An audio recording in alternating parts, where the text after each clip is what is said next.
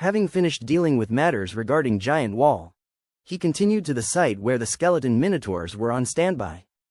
He made armor and weapons, then had his maid call Angia and Demetria. He assigned Angia to command the skeleton minotaurs, and to equip them. Feng Hao, along with Demetria, once again made their way to the stationing spot of the skeleton mantis. 202 skeleton mantis were standing still on the spot. Their heads moved slightly as the two approached. They gave a feeling of being a smidge smarter than ordinary skeletons, but not by much. These mantises have special attributes. They are proficient with various close combat weapons. What do you think we should equip them with so as to maximize their combat power? Feng Hao asked Demetria. There wasn't much choice regarding armor, despite their smaller size.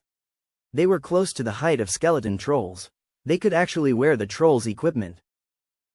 However, due to their proficiency in close combat weapons, Feng Hao found it difficult to make a choice. My lord, since they're proficient with all kinds of weapons, we can equip them with white steel two-handed swords. Demetria thought for a while and said. He was familiar with all the weapons used by the troops within the territory. The infantry had green black iron knight swords, and cavalry were also equipped with green single-edged knives. Only the white steel two-handed sword and white steel daggers had achieved blue quality. But daggers weren't suitable for large-scale battles. So Demetria suggested the white steel two-handed sword. Feng Hao nodded. He too had thought of the two-handed white steel sword. But he wanted to hear others' opinions. Now that Demetria had said it, he didn't need to be too troubled over this. Alright, it will be the white steel two-handed sword then. Feng Hao decided on the gear and began making armor and white steel two-handed swords for the skeleton mantis to equip. The army's equipment process lasted until deep into the night. After completing the equipment process, Giant Wall with nearly 500,000 troops marched overnight towards the Blackthorn held Blood Fortress. On the other side, Bloody Mountain Range, under the unified command of the Rockhead tribe. The Troll Alliance army all the way to the lair of the Bloodthroat tribe. The Alliance army, on the north side of the Bloodthroat tribe, established a camp for the final rest. Raw wood and stones were made into simple defenses. The enemy's skulls were hoisted high on wooden poles, filling the surroundings. The trolls set up tents. In iron buckets, they lit bonfires and roasted the remains of creatures. The trolls huddled around the fires, waiting for the food to be roasted, while chatting with each other. To the trolls, battle was their daily bread. Death was not so terrifying. Only the humans, serving as slaves and backup food following behind the trolls, shivered in the corners. Inside a huge tent stitched together from several beast skins, the leaders of the Troll Alliance gathered in the tent. After reporting the casualties of each tribe, they began to discuss the next step of the plan. Rest one more day tomorrow and launch an attack on the Bloodthroat tribe early the next morning. As long as we can take this city, even if Caius comes back, he won't have the power to turn the tides. The leader of the Rockhead tribe, Bagath, said in a deep voice. What on earth is Caius doing? He wouldn't suddenly come back when we're attacking, would he? One of the troll leaders said, seeming uneasy. Meatfist, Caius, the most powerful hero among the trolls. The reason they dared to attack Bloodthroat this time was because they got news that Caius wasn't in the tribe. Otherwise, no matter how many trolls they had in their alliance, they would not dare to attack Bloodthroat. Ha ha, everyone can rest assured about this. The last battle posed a great threat to Caius by the Undead. He has taken offerings to Core Holy Mountain. He won't be able to return in this short time. He doesn't even know what's going on here. As long as we proceed as planned, there will be nothing he can do when he comes back. Bagath laughed heartily and said, Core Holy Mountain? Caius believes in that legend? Hey, just some tricks to deceive the tribesmen. The battle with the Undead not only dissatisfied us, but also caused a lot of dissatisfaction within Bloodthroat. Making a trip with offerings, coming back to claim some sort of omen. Common tricks. Bagath sneered. Everyone was familiar with this set of tricks. In fact, people present have taken up the leadership position by relying on this method. Hearing Bagath say this, the others were also relaxed. Ha ha, Chief Bagath is right. These are just Caius's little tricks, but he must not have expected us to destroy his tribe while he was out. Yes, even if he returns later and is powerful, we won't be afraid of him with just a few remnants. The troll leaders also felt at ease. Bagoth laughed loudly again, continuing, "After taking down Bloodthroat, we will launch an attack on the undead. Break through that fortress, and we can leave this desolate place. Outside is full of human villages, our tribes won't have to worry about going hungry anymore." Hearing Bagoth's words, everyone expressed longing. The Bloodthroat tribe had blocked the exit, but they had heard from others. Once they left this mountain range, outside were human villages with almost no combat power everywhere. The living environment was not as harsh as here. Speaking of humans, Chief Bagoth, the army is seriously short of food. Those humans you brought, you don't really intend to raise them, do you? A one-eyed troll leader suddenly spoke. When this man finished speaking, the rest of the leaders in the tent all looked at Bagoth. Bagoth nodded, his tone nonchalant. He said, "Just some reserve food. Since we are out of food, go and choose half of the humans to serve as a meal. The remaining half will be tomorrow night's dinner." With only one good eye, the troll's face lit up upon hearing Bagoth's instructions. "All right, I'll go pick some out right now." Once he finished speaking, he grabbed his wolf fang club and left the tent right away. In a corner of the campsite, there was a tent composed of ragtag items and pieces of beast skin. It looked less like a tent and more like a storage shed, for miscellaneous objects piled up on the edge of the camp. Within the small warehouse-like space were more than 100 humans, cramped together. The humans were dressed in tattered clothes, their bodies greasy and their faces drawn with exhaustion. In the center stood a man not distinguished by his clothes, but by the steely glint in his eyes. A look that refused to surrender. "Has everyone gathered?" Shu Yong asked in a hushed tone. "Yes, sir, everyone is here," one person replied, tightening the entrance to the tent further. Shu Yong nodded, reaching underneath piles of clutter to pull out several bundles. Unraveling the bundles, he proclaimed, "These trolls will eat us sooner or later. Tonight, we are escaping." His words caused a flurry of chatter. Shu Yong had mentioned escape before, but it was easier said than done. Caught in the act, they would likely be butchered and thrown into the pot for stewing. "My lord, can we really escape? Those monsters are watching us carefully." One villager voiced out in a whisper. "Yes, I've made preparations. If we all move together, we can definitely escape. Besides, if we stay, they'll eat us tomorrow. Regardless, we must risk it," said Shu Yong as he unveiled what's inside the bundles. Leather armor and weapons, and batches of round, yellow cakes of bread. The golden sight of the bread caught everyone's eyes, their throats collectively swallowing. But they also registered surprise.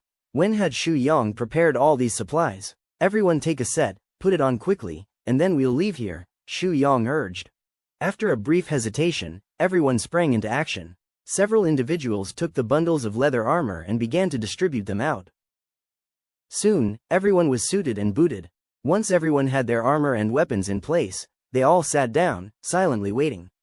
They would escape when the night grew deeper, through a gap they had previously arranged. The room was eerily quiet. Only the chirping of nocturnal insects filtered in from outside. Just then, a low curse echoed from outside. "Damn it, where did these humans go?" Upon hearing this, everyone inside the tent stiffened. "Shush," Shu Yong swallowed, signaling everyone to stay quiet. Peeking through a gap in the tent, he saw a muscular cyclops troll searching around. A bloody iron hook in hand dragging at his feet. Seeing the hook, Shu Yang's heart skipped a beat. This was a hook for hanging food. He recognized the troll's use. By now, the cyclops troll's intentions were almost too clear. He had come to choose people as his dinner. As Shu Yong was preoccupied with thoughts of a proper strategy. Ding! Suddenly a sound rang out behind him. One of the villagers' shaking hands had caused his weapon to knock against a stone. Shu Yong glanced back towards the entrance, and there he saw the cyclops troll looking back at them. Across the troll's hideous face spread a malevolent grin. "So that's where you're hiding." Clank! The iron hook scraped across the ground, creating a disturbing noise. Everyone in the room turned ghostly pale in an instant. Now that the troll had seen them in full armor, it would undoubtedly kill them on the spot. Peering through a gap, Shu Yong watched as the one-eyed troll approached bit by bit, his face terribly pale. The attack on Bloodthroat was supposed to happen the day after tomorrow.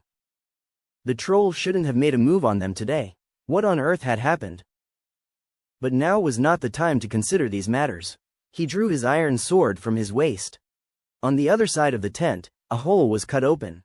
He spoke in a low voice, "You all go first. If he finds us, we fight to kill him. While speaking, he began to remove the armor he had just put on.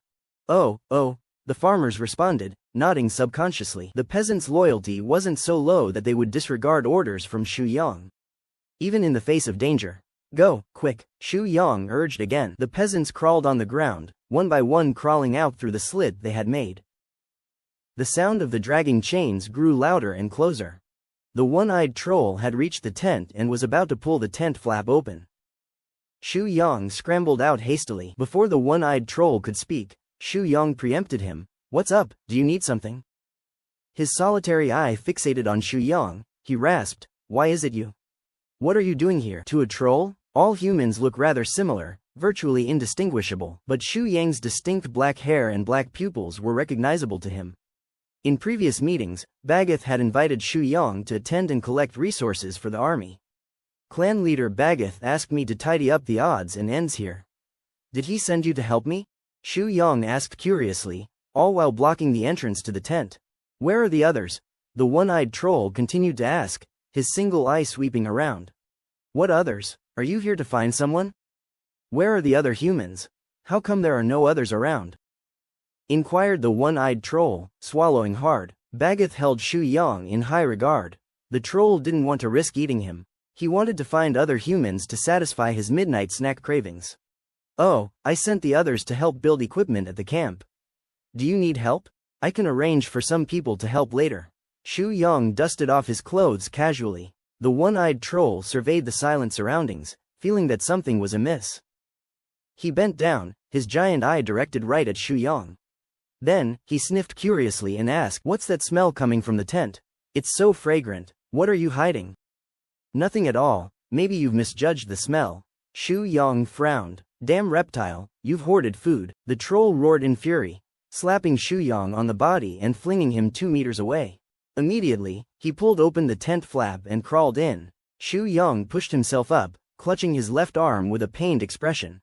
That slap had instantly caused a piercing pain in his arm, possibly breaking his bones. Damn it, why was he so unlucky? It seemed to be a fine plan, only for this brute to show up out of nowhere. Moreover, he had no way out now. Watching the troll crawl into the tent, he clenched his teeth against the pain and followed him in. The tent was empty. Shu Yang glanced at the cut in the tent. Under the moonlight, he barely made out some shadowy figures hiding. This is a storage tent for miscellaneous items. There's no food here, Shu Yang said softly. Even after being hit, he didn't dare rebuke the troll. Even though he was often by Bagath's side, it didn't mean he was of higher status than the troll. Something's not right, I did smell something. Like a hound following a trail, the one-eyed troll kept sniffing its surroundings. One-eyed trolls were a subgroup of trolls. He had less perception, his eyesight was poor, and his sensitivity was diminished. But the troll in front of him seemed to have a keen sense of smell. He continued to claim that he smelled food. It might be the smell of roasted bread. The one-eyed troll kept sniffing, his gaze straying towards the slit in the side of the tent.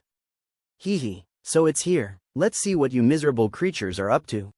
The one-eyed troll sneered as he bent down and stuck his head out of the hole in the tent. As soon as his head was out, he saw a human standing on a stacked pile of wood. With a large rock in his arms, he leapt down, aiming for the troll's head. You dare? Thud. A muffled noise was heard as the rock landed squarely on the troll's head.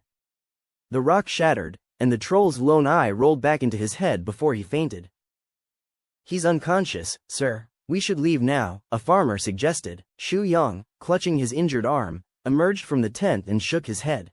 Trolls recover very quickly. If he wakes up before we get away, we're doomed. We have to kill him. A fierce light flashed in Shu Yang's eyes. Kill? Kill a troll? Hurry, grab that iron hook and chain and bind him up. Stuff the iron ball from the warehouse into his mouth, so he can't scream. Shu Yang swiftly gave the commands. Everyone acted rapidly, binding the unconscious one-eyed troll and gagging him. Shu Yang took a deep breath and plunged his sword into the troll's neck. The pain jolted the unconscious troll awake instantaneously. His eyes were filled with shock and rage as he began to struggle violently. A tremendous force instantly sent the few farmers holding him down sprawling. But they were completely tied up and unable to make a sound.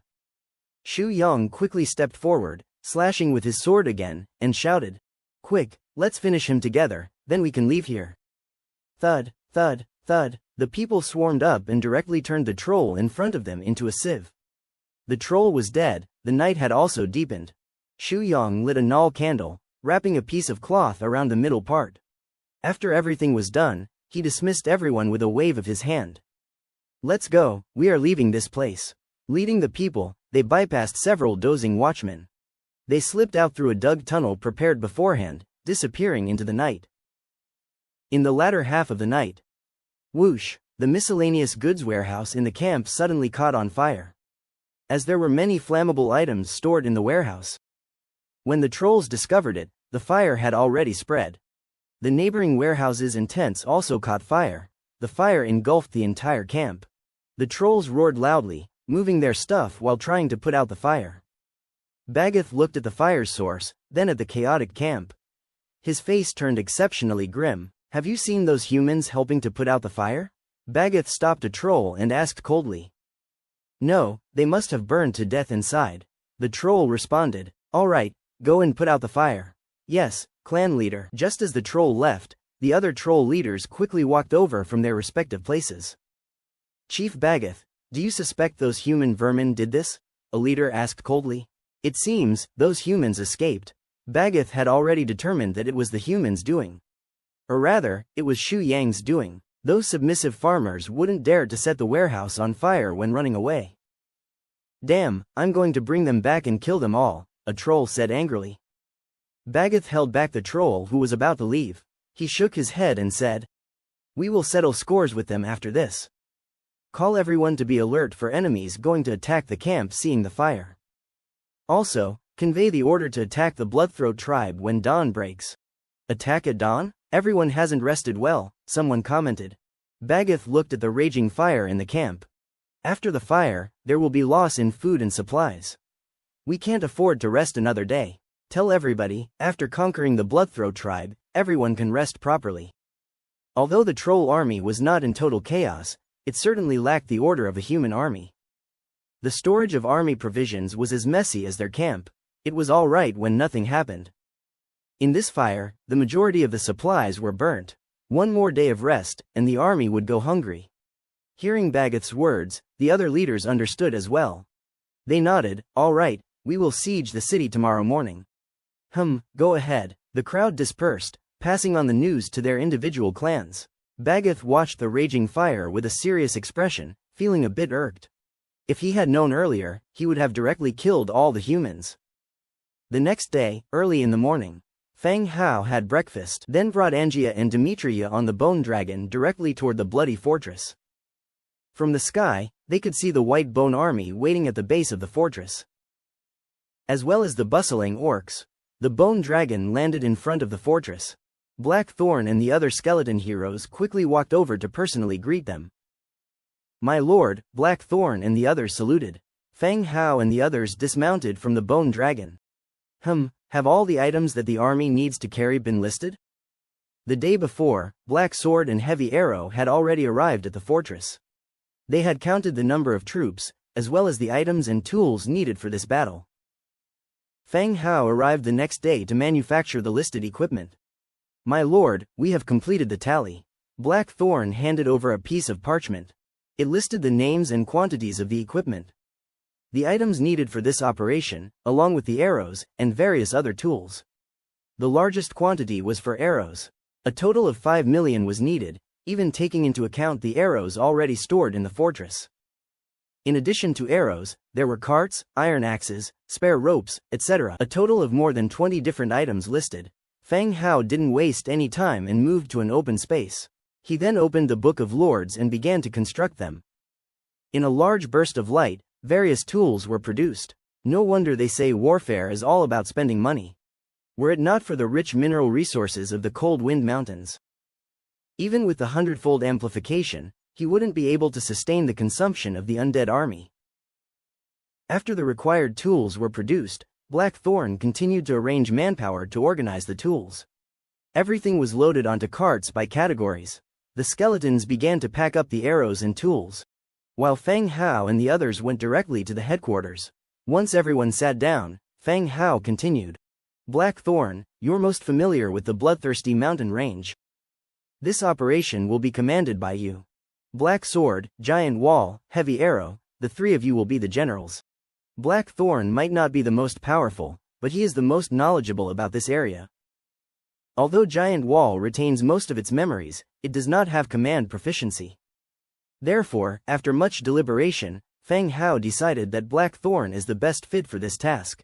Yes, my lord. All four of them stood up, nodded, and took their orders. All of them were skeleton heroes, with 100% loyalty. They would carry out any command given by Feng Hao unconditionally.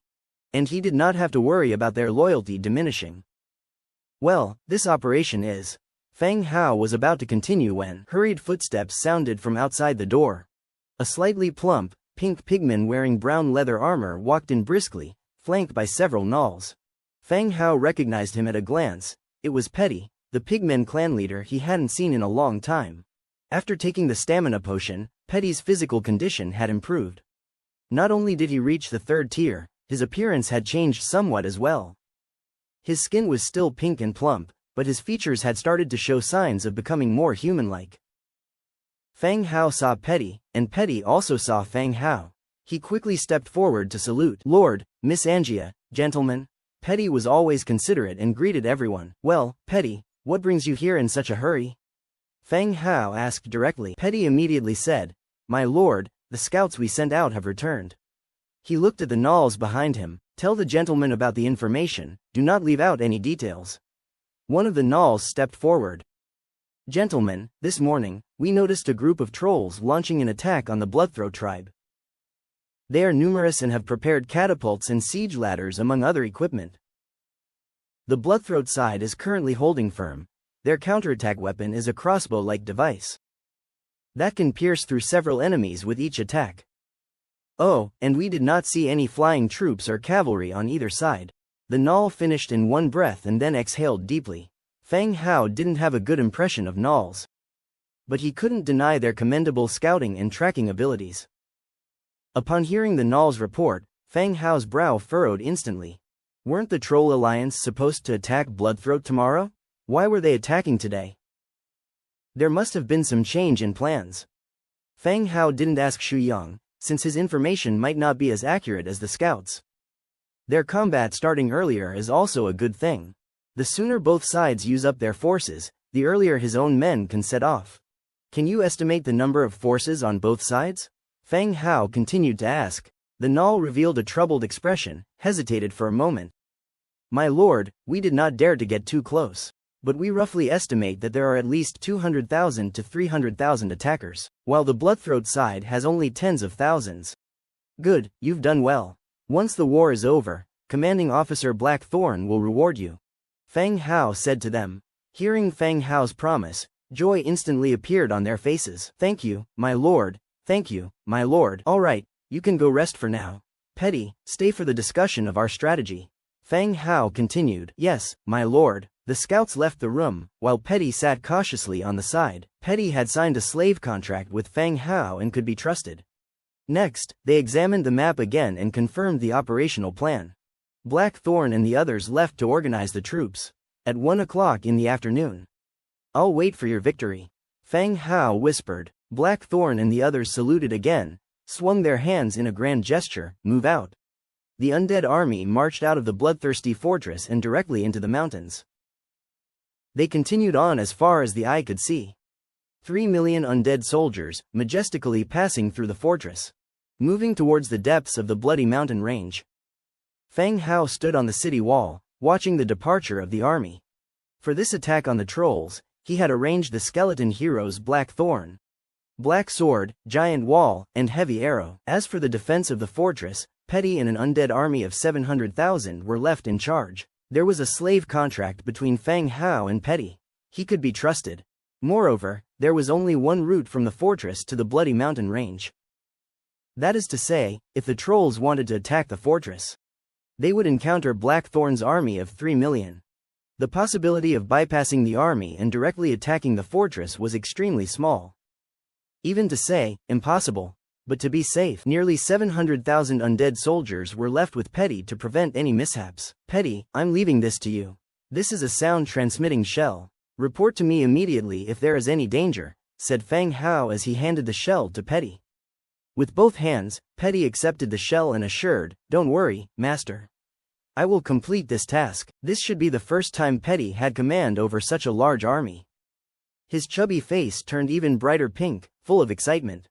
Fang Hao smiled lightly. "Don't be too nervous. The likelihood of trolls coming all the way here is very small. Even if some do make it, they will only be scattered deserters. Pay attention to your defense and there won't be any problems." "Yes, my lord," Petty nodded earnestly. Fang Hao looked down at the city again. The long line of the undead was still moving out. He then took Angia and Demetria, and rode the bone dragon back to his territory. By the time he returned to his domain, the day had grown dim. After dinner, Fang Hao lay in the hot spring, his head resting on Air's smooth and plump thigh. Munching on the fruit fed by Aira, he watched the chat in the area channel.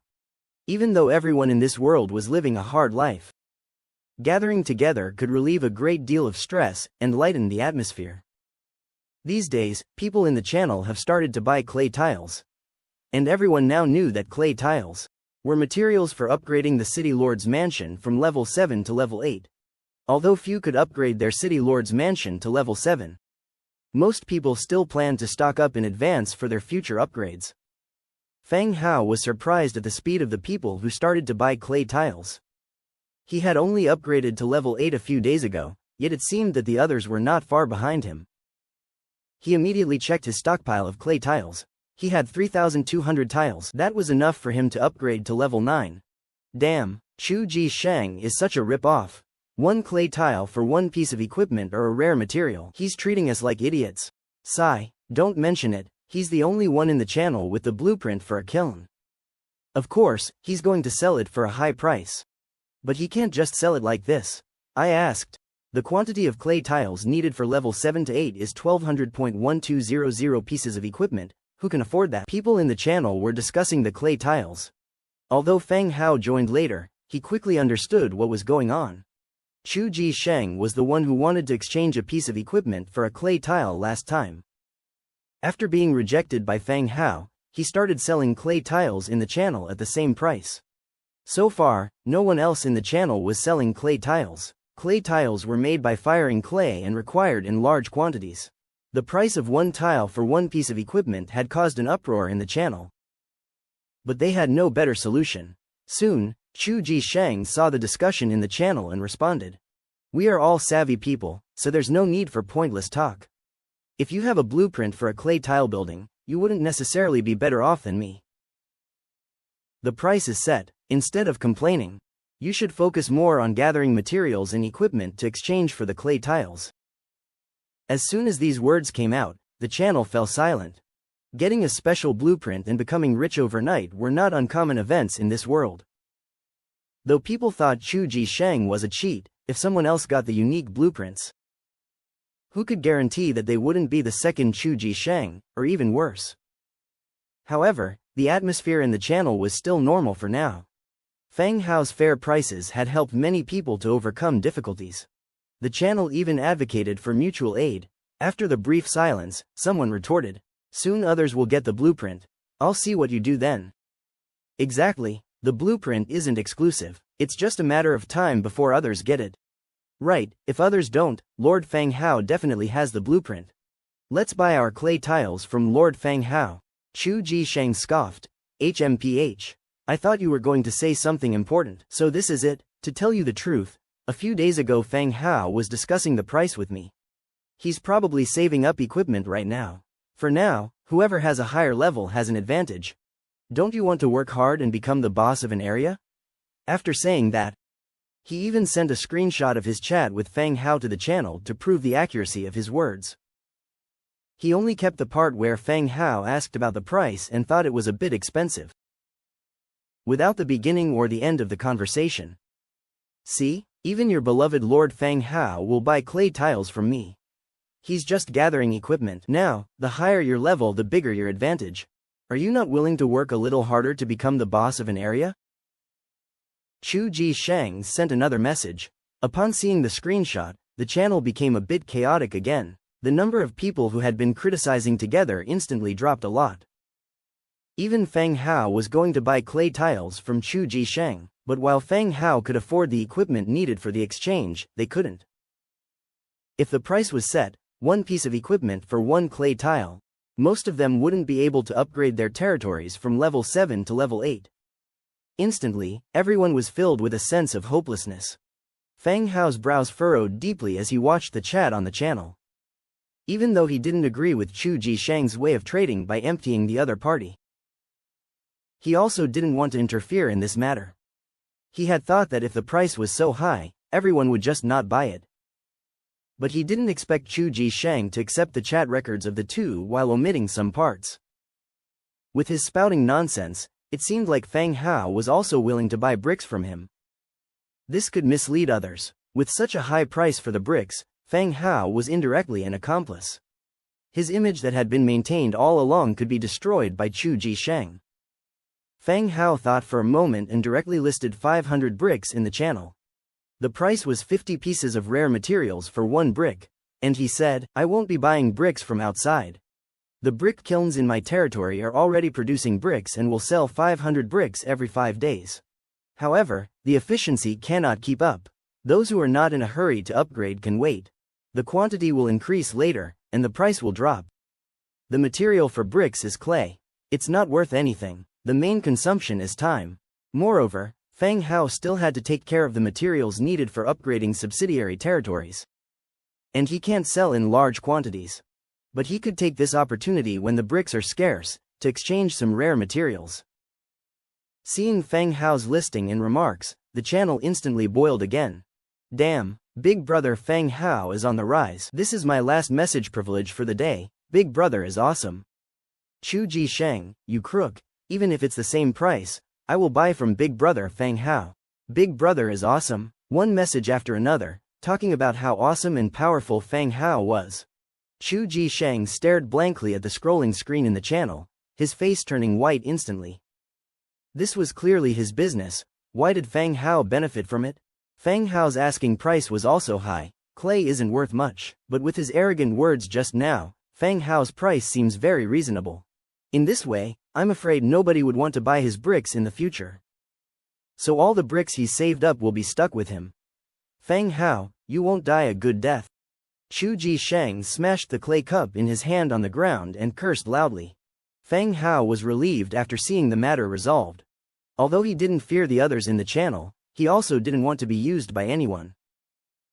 Destroying his own reputation, the territory is fixed, and as their territories continue to expand, they would inevitably encounter each other sooner or later. In this world, these people are like fellows to him. He didn't want to appear in front of others with a bad reputation. Splash! Feng Hao sat up from the pool, causing waves of water to splash around. Master, are you going to rest? Era picked up the towel and gently wiped the water off his body. First upgrade the city lord's mansion, and also call Angie out. Let's sleep after the upgrade is completed. Feng Hao waited for Era to dry him. He wrapped a towel around his waist and walked directly out of the city lord's mansion. Standing in front of the city lord's mansion, he checked the requirements for upgrading to level 9. Level 9 City Lord's Stone Tower. Sturdy wood 10500. Stone bricks 16,000. Iron 1100. Metal parts 900. Bricks 1800. At this time, Era and Angia also came out. The City Lord's Stone Tower was empty. Feng Hao directly confirmed the upgrade. The light instantly enveloped the City Lord's mansion. The area of the stone tower expanded once again, with the outline of a tower appearing on the right side in the light. The upgrade lasted for half an hour. Once the light faded, the upgrade was complete. This time, the area of the City Lord's mansion expanded once again, and a hexagonal tower appeared on the right side, symmetrical with the left side. Level 9 City Lord's Stone Tower. City Lord, Feng Hao. Ability: Production, Gathering plus 4%, Soldier Movement plus 4.5%, All Attributes plus 5%. Existing Building. Level 8 Underground Cemetery. Level 8 Stables. Note: Core building of the territory. Materials required for upgrade: Sturdy wood 25,000, Stone bricks 40,000, Precision stone bricks 5,500, Smooth stone flooring 800, Iron 2,100, Cast iron blocks 800, Metal parts 900, Bricks 3,000. Upgrading to level 10 not only increased the amount of materials required, but also introduced several new ones. It seems that reaching level 10 would present a new bottleneck. Alright, Era and Angia, you can go back and rest. said Fang Hao. At this time, the excitement in Angia's eyes had replaced her initial drowsiness. Looking at the expanded city lord's mansion, her face was full of excitement. Hurry, Era, there are so many rooms on the second floor, I'll help you move up there. Angia pulled Era and rushed directly into the city lord's mansion.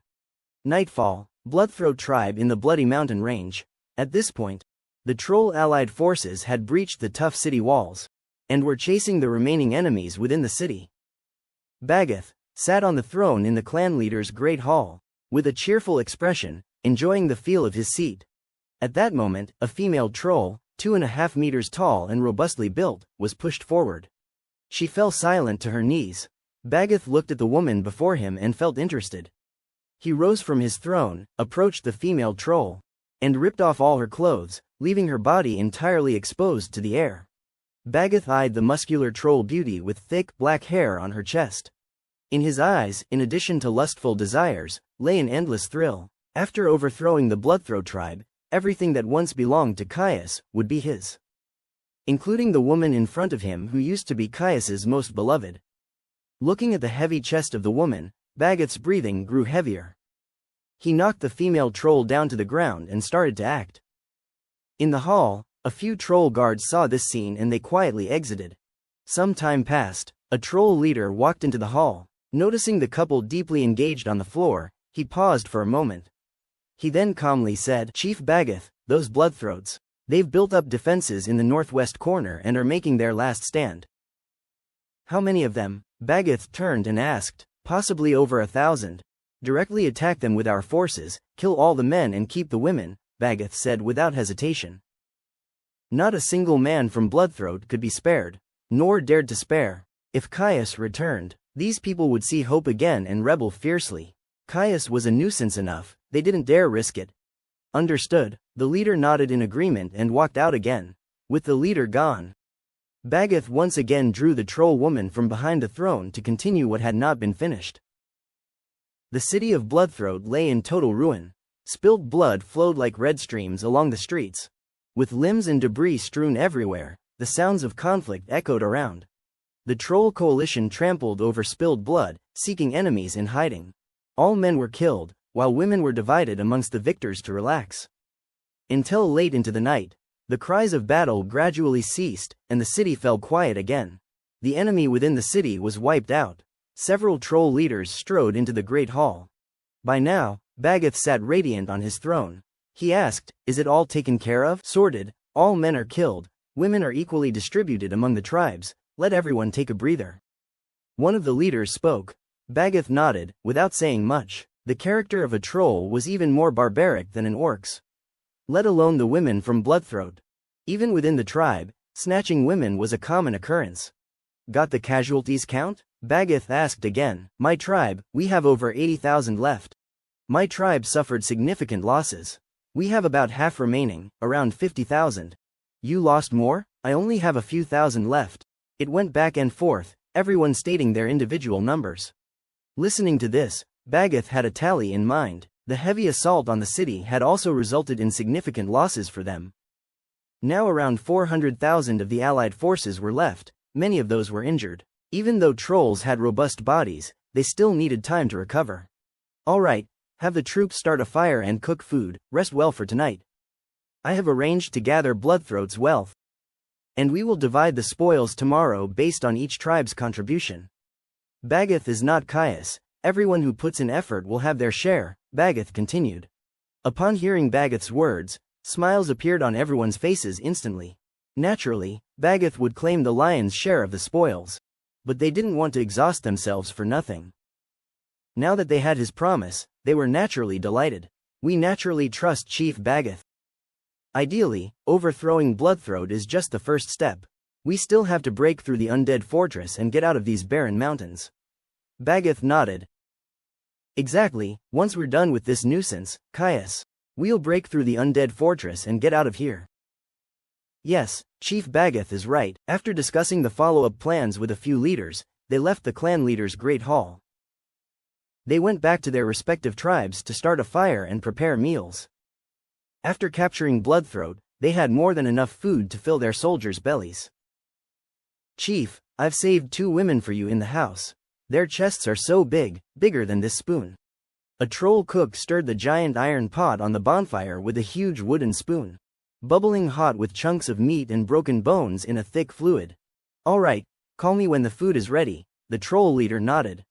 Thud, just as the troll chief was about to enter the house for some pleasure. Suddenly, something fell into the pot. The troll cook looked up at the sky filled with dark clouds. He used the spoon to scoop up the object that had landed in the pot, which was still emitting gray smoke from its tail. What's this? The chieftain and a few other trolls around him leaned over to take a look. Just as they were ready to curse at whoever threw this in, the white smoke extinguished. Boom! A sudden explosion killed the surrounded trolls instantly. At the same moment, the sky began to drop cylindrical bombs like rain. Boom, boom, boom, boom. Explosions echoed around the city, ravaging the already shattered buildings and streets. Enemy in the sky, enemy in the sky. One of the trolls saw that what looked like clouds in the sky were flying creatures. These flying creatures were dropping the bombs. The trolls began to flee everywhere, taking cover in rooms to avoid the falling bombs. At the same time, they picked up scattered rocks and started throwing them at the sky. Thump thump thump, the enemy in the sky is really being shot down. Looking at the white bone corpses on the ground, the trolls clearly understood who their enemy was. It's the undead bats. The intensive bombings made the entire city shake as if an earthquake had hit. Buildings turned into ruins, and the places where trolls used to dine became a terrestrial purgatory. Body parts scattered everywhere. Trolls desperately sought shelter while letting out painful screams. Baggeth stood in the hall, watching the continuously exploding city, his face growing grimmer. What on earth is happening? Could it be that Caius has returned and the counterattack has started? Impossible, Caius couldn't have returned now. And this kind of attack, it seems more like a bomb developed by the dwarves. But why would it appear here, and in such quantities? Enough to flatten a mountain. Don't run around. Hide inside the buildings, stop running around.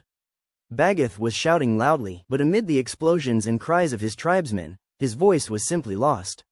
He was wasting his energy. The bombing lasted for half an hour. The entire city had completely become a pile of ruins, with debris everywhere. After the bombing, there was a brief silence, and everyone's ears were ringing. After a good while, the wailing of the survivors could be heard. Quick, tend to the wounded, prepare for battle. Baggeth started to give orders loudly. The remaining leaders quickly joined him. Each of them was injured, and 2 leaders were missing. It's the undead. The ones dropping explosives from the sky are skeleton bats, one leader said. Before anyone could respond, a troll rushed over clumsily. He anxiously said, "Something is wrong. There's a large undead army approaching the south of the city." At that moment, everyone's heart dropped.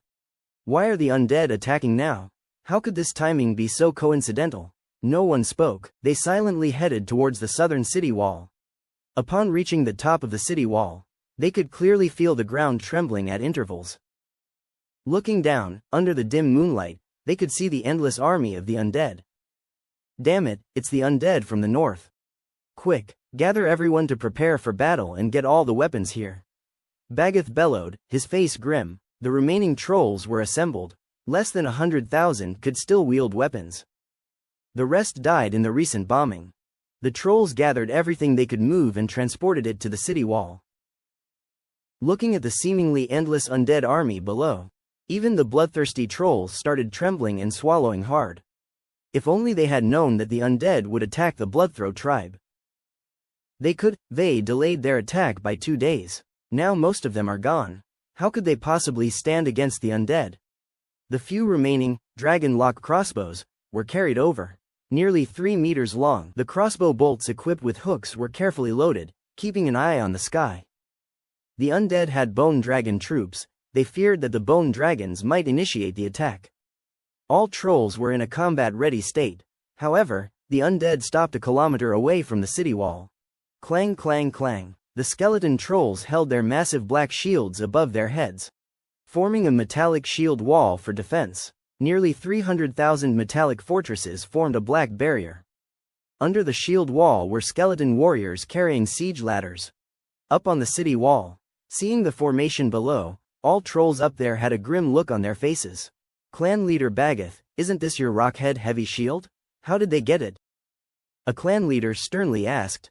Bagath's face was equally serious. He too recognized the shape of the shield, but how would he know how the enemy managed to get it?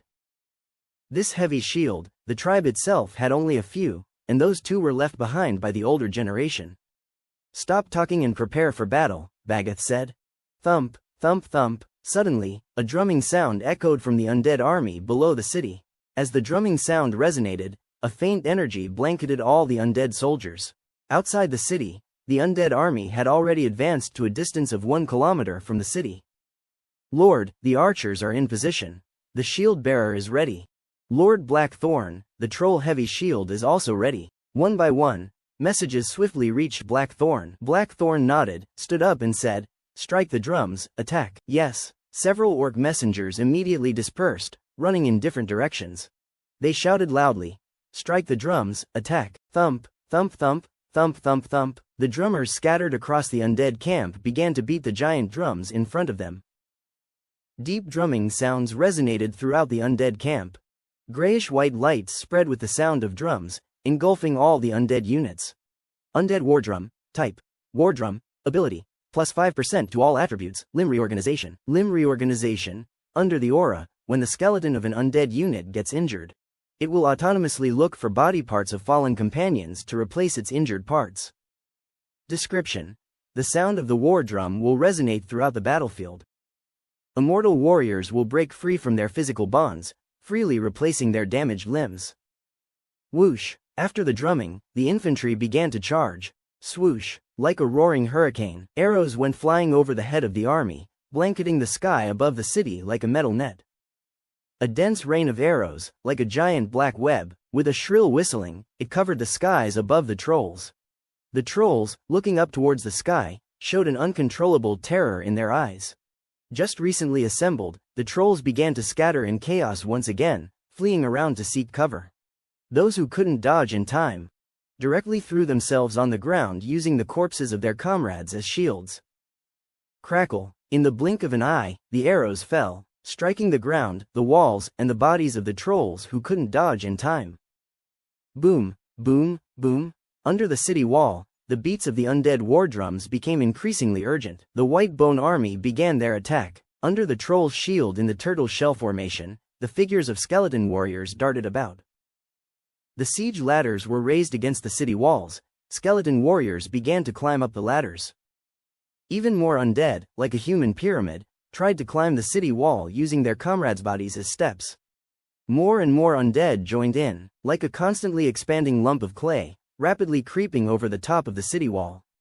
Atop the city wall, the trolls, watching everything happening in front of them, were overwhelmed by fear and a sense of helplessness. Could they fend off so many undead? Even if they just stood there and let the undead kill, they'd probably die of exhaustion first. Quick, aim the dragon crossbows downward and shoot where there are lots of them, Bagath commanded loudly. The lost trolls immediately snapped to attention. Raising their shields, they used planks to block the ceaseless rain of arrows.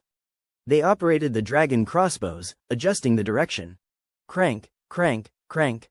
The dragon crossbows uttered the sound of gear rotation. They aimed at the rapidly spreading mound of undead.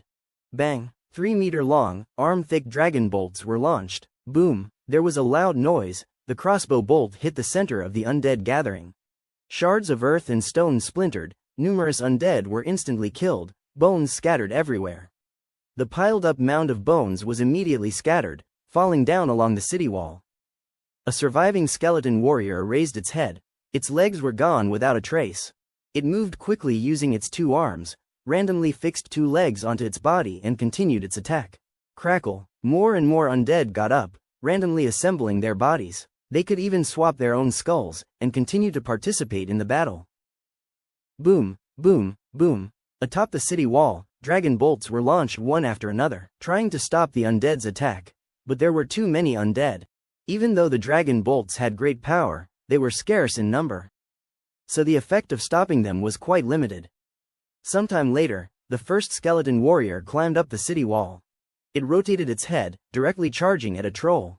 Bang! The war axe swung out from the troll's hand, sending the just arrived skeleton off the city wall again with a strike.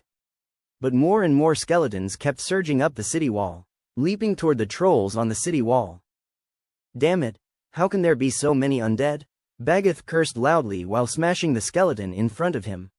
Last time when the trolls attacked the undead fortress, he heard from those who returned that there were many undead, but he didn't pay much attention. He had seen undead before, in the caves full of dark energy. Those could be encountered often. But those were all low-ranking ones, skeletons that would crumble at a touch. How many could there possibly be? 100,000, 200,000, 500,000 should be enough. In his mind, the reason for the failure of the last battle was still due to Caius's incompetence. But the scene in front of him gave him a different feeling. Could it be that outside the bloody mountain range, the undead had already taken over? And all living creatures had been killed and converted into white bone undead? Otherwise, how could there be so many undead soldiers? So many people would have to be killed to have this many. The more he thought about it, the more he felt this was the truth. So, outside there were no human villages, no abundant living creatures. They had all been killed and turned into undead. Now, the undead started their attack on the bloody mountain range again. At this time, looking down at the city wall again. The east, west, and south walls were already covered with white bone soldiers like dense swarms of insects. Incessantly climbing upwards, more and more undead were engaged in fights with the trolls. If it kept dragging on, and the walls on the two sides were taken over, they would only die trapped inside the city. Bagath's eyes were bloodshot, his expression ferocious. The city he just conquered, the position of Caius he just took over, he now had to abandon it? His heart was unwilling to accept this. Clan leader Bagath, what are you still waiting for? Let's retreat. If not, we will all die here, a troll leader shouted. Bagath looked at the trolls who kept dying under the attacks. Looked unwillingly towards the clan leader Great Hall again. In the end, he reluctantly gave the order. Take your men, we're retreating through the north gate. We leave this place to them. Hearing Bagath's command, all the trolls began retreating, no longer entangled with the undead. With the trolls no longer hindering them. In a flash, the white bone army surged like a rolling tidal wave into the city wall. Single quote, the retreating trolls who saw this scene had even more despair in their eyes. They turned around and fled to the north of the city without a care. Squeak, the city wall was breached, the heavy city gate was forced open. Even more undead flooded into the city. Behind the undead, Blackthorn strode into the city. Master, there are still some trolls fleeing to the north gate. It looks like they plan to abandon the city and escape.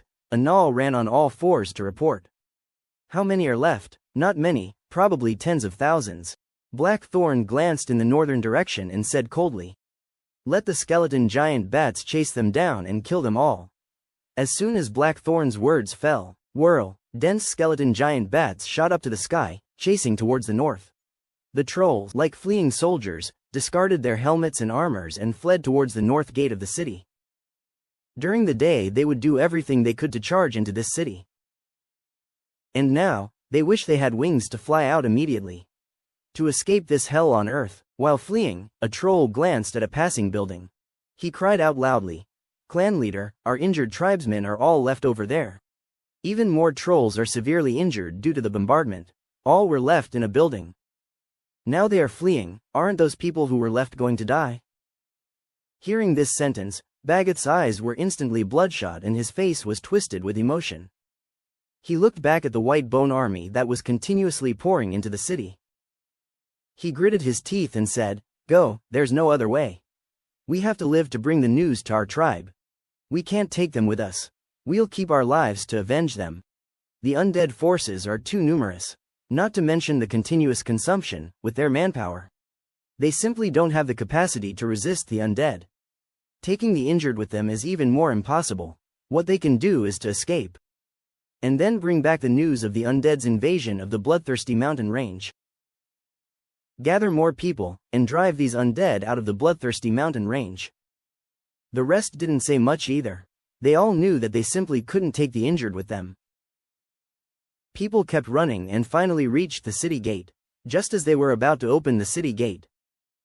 Wham! The sound of flapping wings came from behind them, followed by the cries of the trolls. Ah, help! Everyone turned to look. They saw several trolls behind them, being covered by countless skeleton bats. Once again dispersed, they had turned into skeletons.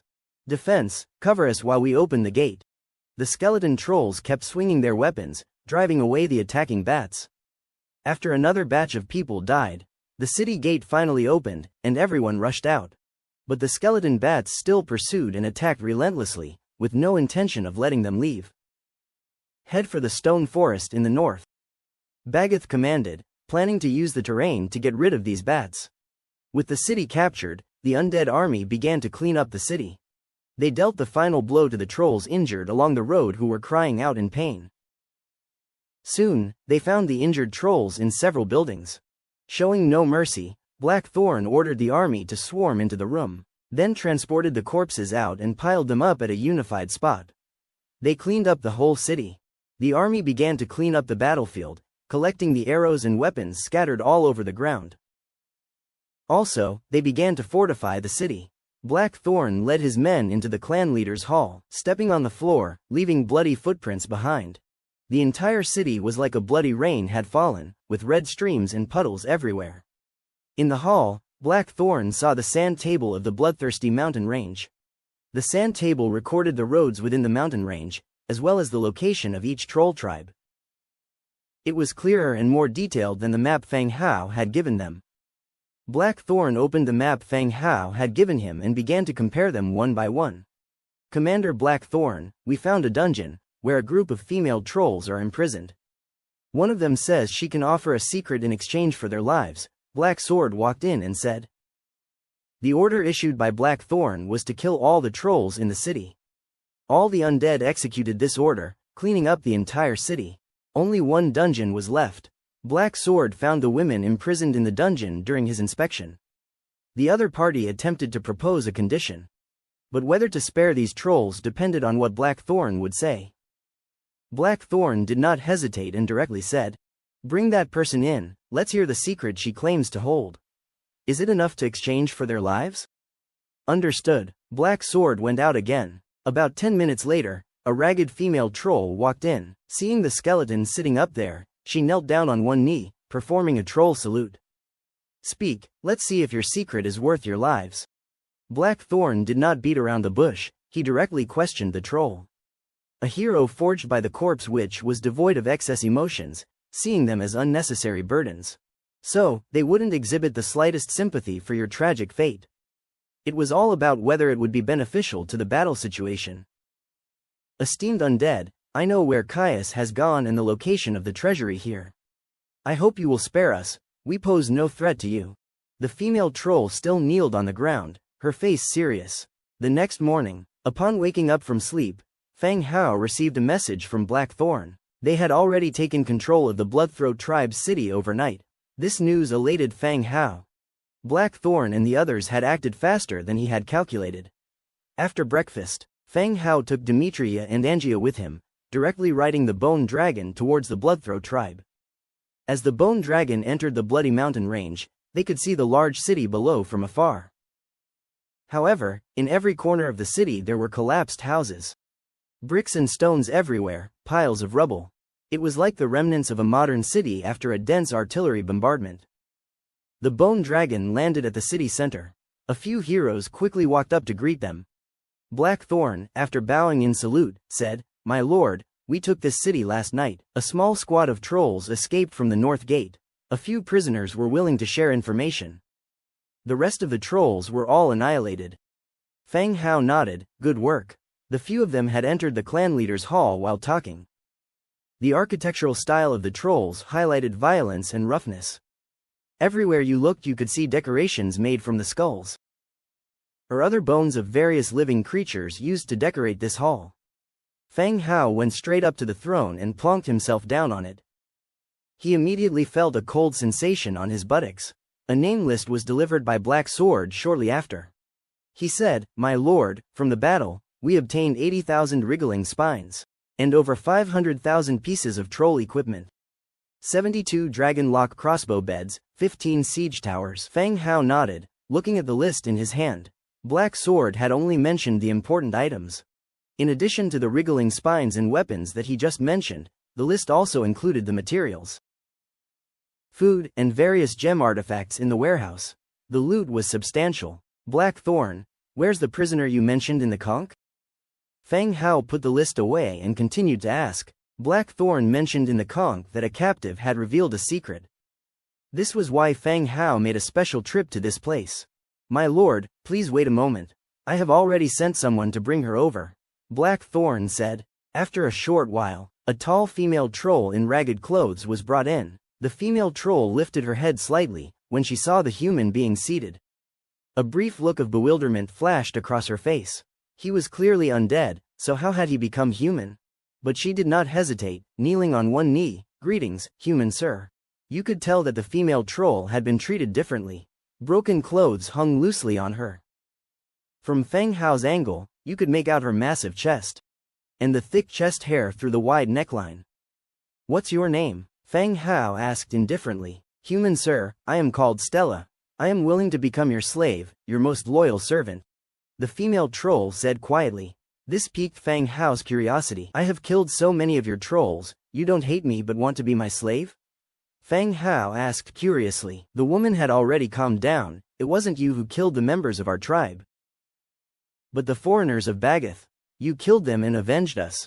Fang Hao was surprised. This female troll was indeed clever. She managed to frame Fang Hao, the enemy, as a benefactor of the tribe. Fine, tell me your secret. If it's helpful, I'll consider signing a slave contract with you. Fang Hao ordered someone to bring a fur blanket and cushioned it on the seat.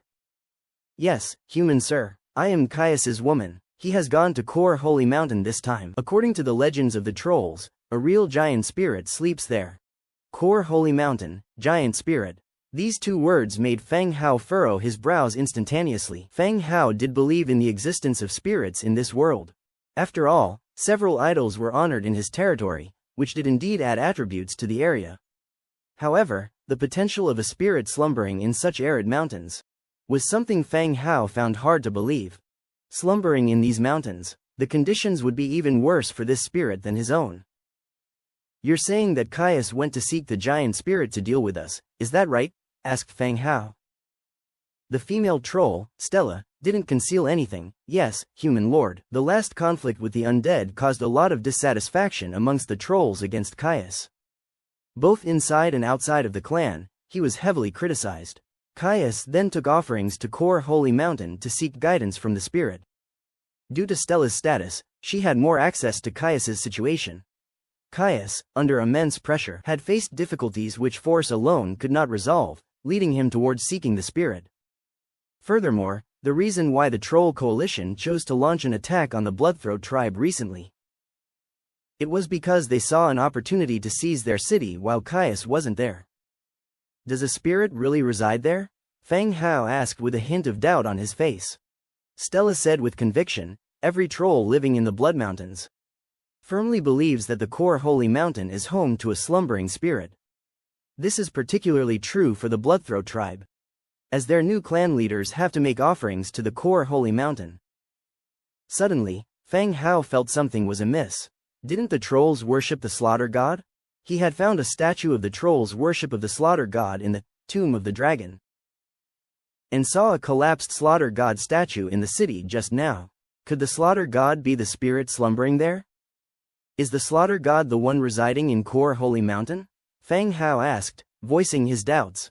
Not exactly, my lord. The slaughter god is of spiritual importance to trolls because he gives them the courage and strength to win every battle, and the belief that they can challenge the strong. The giant spirit, on the other hand, gives trolls enlightenment and guidance when they are lost. Stella explained earnestly. It seemed these beliefs had been deeply rooted into the hearts of every troll. Has anyone seen the giant spirit? What does it look like? I'm not entirely sure. Only the Bloodthroat clan leader has the privilege of making offerings to the gods, Stella answered hesitantly. So, is there any reward or benefit received in return for these offerings? Fang Hao continued to probe. The guidance of the spirit. Caius will bring back the guidance to share with the rest of the tribe, Stella responded. By this point, Fang Hao had formed his own speculation. The giant spirit could be one of two things. The first possibility was that the spirit did not exist at all, and was invented by the leaders of the tribes to control their people whenever they encountered some difficulties. They would use the guidance of this invented spirit as an excuse to give orders. The second possibility was that there was indeed a powerful creature offering some help to the trolls. However, the chances of its existence were very slim, almost non-existent. Do you know where Core Holy Mountain is? Point it out to me. A model of the Blood Mountains was brought forth. Fang Hao rose from his seat and approached the model. Detailed model, Wind Mountain Range. Stella stood up and pointed to a location on the model. It was located to the northwest of this city, quite a distance away indeed. Is there anyone else living on that mountain? I'm not quite sure about this, but I believe there is indeed a tribe that dwells there. To guard the spirit from disturbances, Stella continued to respond. With a nod, Fang Hao logged her words into his memory. He proceeded to say, "All right, you mentioned that you also know the location of the Bloodthroat treasure vault. Just lead my men to it." "Yes, human lord, but I still hope that you can spare me, and the women in the dungeon. We do not pose any threat to you," Stella pleaded once again, giving another curtsy. "All right, I'll consider it." The Black Sword led a group of soldiers in, and took Stella away from the clan leader's hall to locate the treasure vault she mentioned. After Stella's departure, the hall was returned to silence once again. While standing in front of the model, the Book of Lords released a soft glow and swept over the model. Blood Mountain Range model has been recorded. The complete Blood Mountain Range map can be viewed on the Book of Lords map page. Similar to the previous models, after it was recorded, the map of the entire mountain range was integrated into the main map. All the terrain features of the mountain range, winding routes, tribes' locations were all revealed. What Shu Yang had given him was only the straight route map, from the Rock's Head tribe to the Bloodthroat tribe. Whereas, the model was a map of the entire mountain range. It was much more precise and clear compared to the map Shu Yang had given him. After the map was logged, Fang Hao settled himself back on the throne. He continued to view the Book of Lords.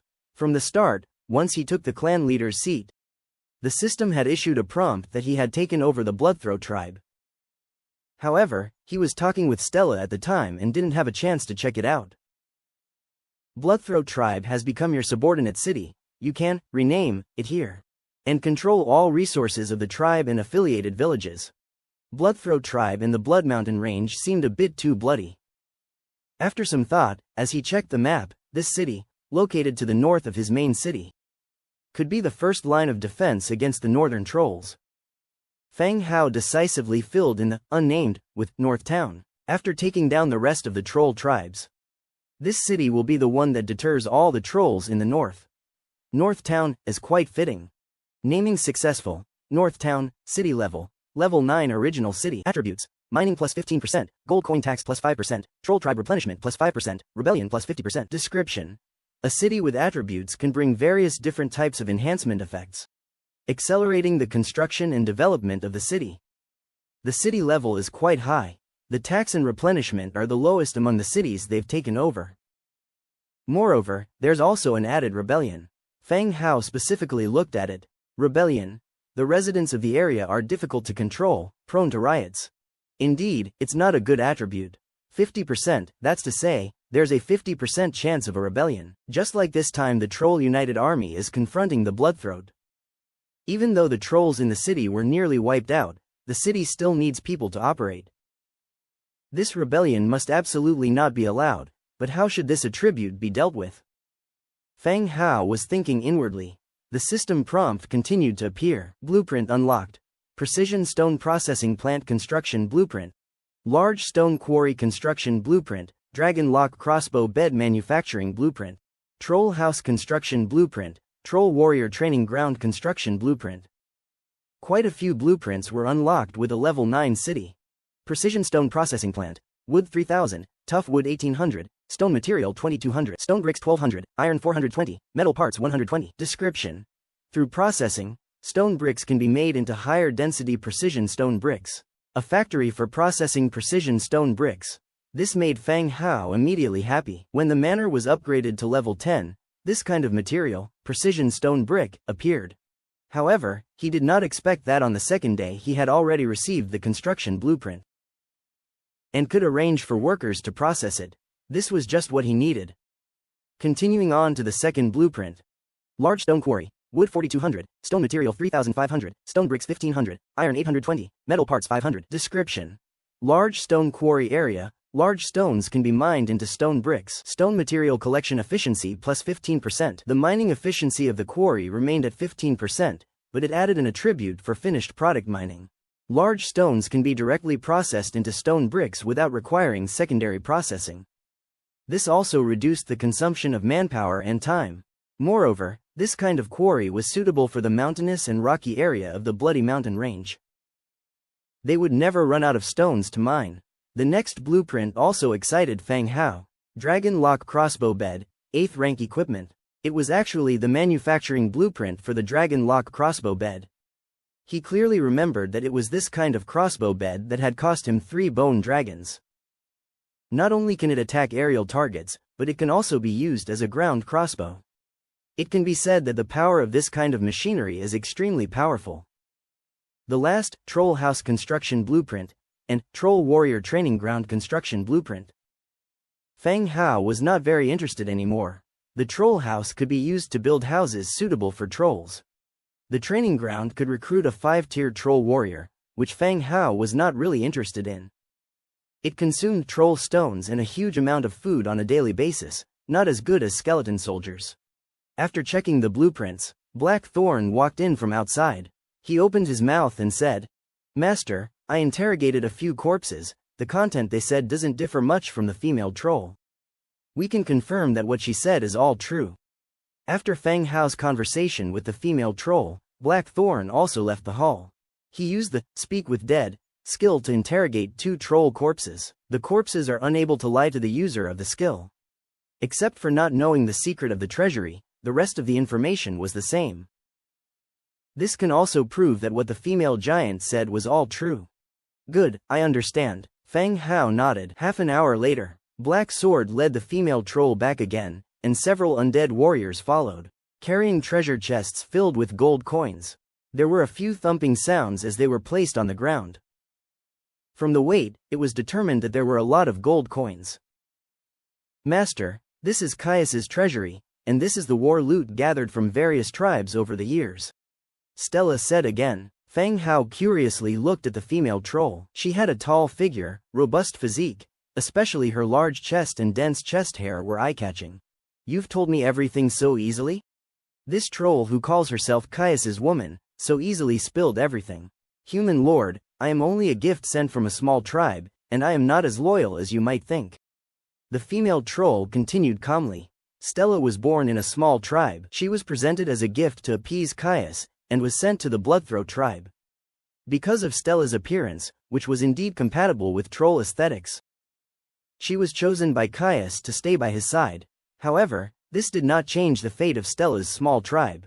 Within a few years, the tribe was wiped out in the internal conflicts among the trolls.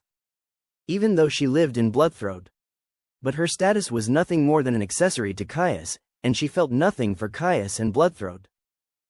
She was just living numbly. Now the undead have taken over the city. She does not want to die. Nor would she risk her life to keep those secrets. The female troll's tone remained flat. Only when she mildly hesitated did she pause slightly, and no fear could be perceived from her. "I am not as loyal as you might think." This was quite straightforward. "Okay, I agree to sign a slave contract with you. If you can ensure that the women will behave and not make any trouble, I can spare them," Feng Hao said directly. Women and men are indeed very different. Men, when given power, easily breed greater ambitions, but women rarely encounter this situation. Feng Hao did not mind wasting a slave contract on her, even if she did not satisfy him. He could kill her. "Thank you, Lord, I will manage them well and won't cause any trouble," Stella promised. Her expression remained unchanged.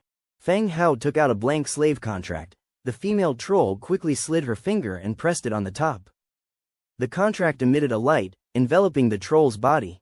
The contract was signed between them. "Troll Stella's current loyalty to you is 72 points. A loyalty of 72 points was not bad at all. All right, remove her shackles." 2 undead warriors immediately came forward and removed the leg cuffs and handcuffs from her. Stella flexed her wrist, lifting the fallen clothing back onto her shoulder. "You go and change your clothes," Feng Hao continued, although everyone was not very interested in the female troll's body. This dress style was a bit inappropriate. All right, human lord, Stella nodded in thanks and turned to walk towards the right side of the room. Fang Hao casually collected all the money boxes on the ground. A total of 2.72 million warfire coins, over 7,000 gemstones, and nearly 1,000 pieces of gold. Caius's wealth was beyond what Fang Hao had imagined. He had assumed that these trolls, with their exposed breasts, didn't have much money, but it turned out there was such a large sum of wealth. After storing everything, Fang Hao continued towards Angia. Angia, search carefully, see if there is anything valuable, don't forget to find the treasure chest. Okay, as Angia responded, she summoned a few skeleton warriors and ran up the stairs. On the other side of Bloody Mountain Range, Stone Forest. At this time, Xu Yang led his 120 villagers out of the cave. Using the map in his hand, he began to move outward. Everyone moved silently, cautiously observing the surroundings. Suddenly, intensive footsteps were heard from the front, approaching rapidly. Hearing the footsteps, everyone immediately tensed up. Were their maneuvers spotted, and the trolls were coming to capture them? Hide, quick! The people instantly dispersed, hiding among the surrounding boulders. Rustle. At the same time as everyone was hiding, dozens of trolls, looking back in panic, desperately fled. Their bodies were full of scars, and they looked like deserters. Xu Yang frowned at the sight, waiting until the trolls were a certain distance away before he intended to come out. But as soon as he took a step, he immediately backed off. Whoosh whoosh whoosh, a series of roaring sounds were heard. Several mantismen with heavy swords on their backs stood on the stone pillars. The mantismen glanced in the direction of the fleeing trolls. They stomped their feet, whoosh whoosh whoosh. They immediately jumped out, stepping on the stone pillars, disappearing in the sight instantly. Holy crap, ninjas, undead! As Skeleton Mantis turned away, a surge of unease gripped Xu Yang's heart. It was indisputably a member of the undead army. Wasn't it said the undead only established a fortress in the south, without making any move to attack the Bloody Mountains? Yet, why did it suddenly appear here? Considering the equipment of the escaping troll, it was clear he belonged to the Troll Alliance. Wasn't the Alliance launching an attack on the Bloodthroat tribe? Why were they being hunted by the undead? What on earth happened that led to this unexpected situation? Usually, the undead were rigid, awkward soldiers, right? Why was this one so agile? With the troll's retreat, and the undead's pursuit, Xu Yang's mind was muddled. Sir, should we proceed? A trembling voice uttered nearby. It came from a peasant. Xu Yang glanced at the map, then in the direction where the troll and the undead had disappeared. He finally answered, lead everyone back to the cave and block the entrance. I'll go check out the situation and decide what to do. Clearly, the battle ahead was no longer just between the Bloodthroat and the Troll Alliance. The undead were now involved. No matter which side, they couldn't afford to provoke any of them. Being discovered would lead to severe consequences. Obviously, something unusual had happened. All right, the peasants responded and turned back in the direction they came from. Once they had left, Xu Yang hid in the original location a while longer. After a moment's thought, he cautiously headed towards where the undead and the troll vanished. He had barely walked for 10 minutes, when suddenly he felt squishy stickiness under his feet. He glanced down, only to find it was thick, red blood. Xu Yang immediately hid behind a large boulder. Looking ahead, he saw troll bodies laying in pools of blood. As expected, the undead were indeed hunting trolls, and they must be high-level ones. Given the ease in how they took down these trolls, Xu Yang hid quietly again for a while. Only after ensuring there was no immediate danger, he hurried to the troll bodies. Rummaging through their possessions, he could trade these items back home for a few days' worth of supplies. It would enable them to sustain quite a while longer in the cave. Save me! A certain body suddenly moaned in pain. The sudden sound startled Xu Yang, causing him to whip out his knight's sword, pointing it in the direction of the voice. A troll lying in a pool of blood was looking at him. The troll was a pitiful sight, with both arms severed and an enormous, ghastly scar on his chest. Only a troll's vigorous vitality could enable him to speak in such a condition. Had it been any other species, they would have become corpses. Seeing that the troll's arms were both gone, Xu Yang grew a little bolder and approached, asking, wasn't the Alliance advancing towards Bloodthroat? Why are the undead pursuing you? He hoped that this dying troll could answer his question. Save me, the troll replied hoarsely, still begging for help. Shu Yang sat down near the blood-covered troll. How can I save you when I have nothing on me for treatment? He is our clan leader. He must have potions on him. Please help me. The troll weakly glancing at another body. The second body was not only beheaded, but also cut across the waist. Its entrails mixed with the blood, the person sure was dead beyond any doubt. Shu Yang's expression changed. He went straight to the body, squatted down and started searching. Sure enough, he found a healing potion, a beast tooth necklace, and several warfire coins. Looks like he was indeed the head of a small tribe. Shu Yang clenched the healing potion in his hand and put away all the other items. Then he returned to the injured troll. The immobile troll's eyes lit up with a glimmer of hope at the sight of the potion Shu Yang held. But instead of giving him the potion, Shu Yang sat down beside him. This sudden change made the troll anxious. He could feel his life slowly fading. If he did not receive treatment soon, his bleeding would surely kill him. Help me, please, the troll pleaded loudly. Shu Yang sat down next to the troll, holding the healing potion in his hand. He asked, "This is my loot. Why should I give it to you?"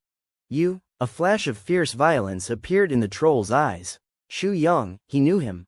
The insignificant human who clung to Bagath and flattered the trolls, just like a comical buffoon currying favor with the trolls. Now he dared to talk to him in this manner, practically courting death. But the troll also understood his situation. That he didn't have the physical condition to snatch the potion from his hand.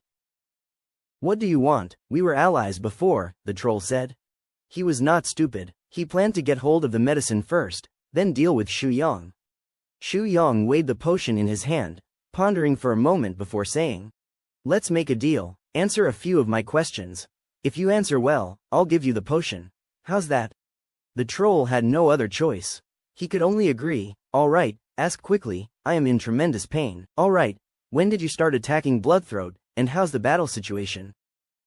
Shu Yang asked the first question. "We launched an attack on Bloodthroat early yesterday morning and successfully conquered the city." The troll answered through gritted teeth. "So why are you here?" The troll glanced at the human, then continued, "The undead attacked us. Everyone died, so we fled here." "What about Bagath? Is he dead?" Shu Yang asked further. "I don't know, we fled separately. I don't know what happened to him." The troll replied with growing frailty. "Oh," Shu Yang uttered, then continued, "What's the situation at the Bloodthroat tribe? Is it possible to go there?" "Hey, you want to go out? The outside has already been overrun by the undead. There's nothing like a human city anymore. Everything has turned into undead, and you still want to go out?" The troll laughed at Shu Yang even in his weak state. Shu Yang was just as naive as them before. He still thought that the world outside Bloody Mountain Range was better, not realizing it had already transformed into a land of purgatory. It's a pity they found out too late. The undead has already launched an attack on the mountain range. Hearing the troll's words, Shu Yang fell silent. He vaguely understood the situation, but wouldn't believe the troll's words outright. The numerous voices in the regional channel revealed the existence of humans, orcs, and dwarfs. It's unlikely they all were killed and overtaken by the undead. Clearly, this troll was scared silly. Likely, it's all in his head, and there's no need to mention the battle between troll armies of the Bloodthroat tribe. Both sides were fighting tooth and nail, oblivious to the dagger in their backs placed by the undead. However, Shu Yang was intrigued. What a coincidence that the undead launched another attack just as the Alliance seized the city. Are the undead keeping watch over the Bloody Mountain Range? Suddenly, Shu Yang thought he was onto something, but he was left slightly confused. While sitting on a stone and pondering, a sound suddenly echoed from the depths of the stone forest. Shu Yang's countenance shifted. He instantly dashed to the side, hiding behind larger rocks again. "Save me, you promised to save me." Whoosh, whoosh, whoosh. Once again, skeleton mantismen wielding giant swords appeared. They squatted or stood around the corpse. The mantis glanced at the pleading troll on the ground. The giant sword swiped through the air. Thump. The troll's head instantly separated from its body, rolling into the distance. The skeleton mantis affirmed the death of several more bodies in the puddles of blood. Ensuring none survived, they swiftly propelled into the distance, towards the Bloodthroat tribe. Shu Yang waited for over 20 minutes. Not until he was sure nothing was amiss, did he dare to stray from behind the rock. He looked at the severed head with wide-open eyes, staring back at him. He could easily kick it away. He ripped all the war loot from the bodies. Carrying large and small bundles, he returned to the cave they were hiding in. It seemed they would have to hide in the cave for a considerable amount of time. North Town, Clan Leader's Hall.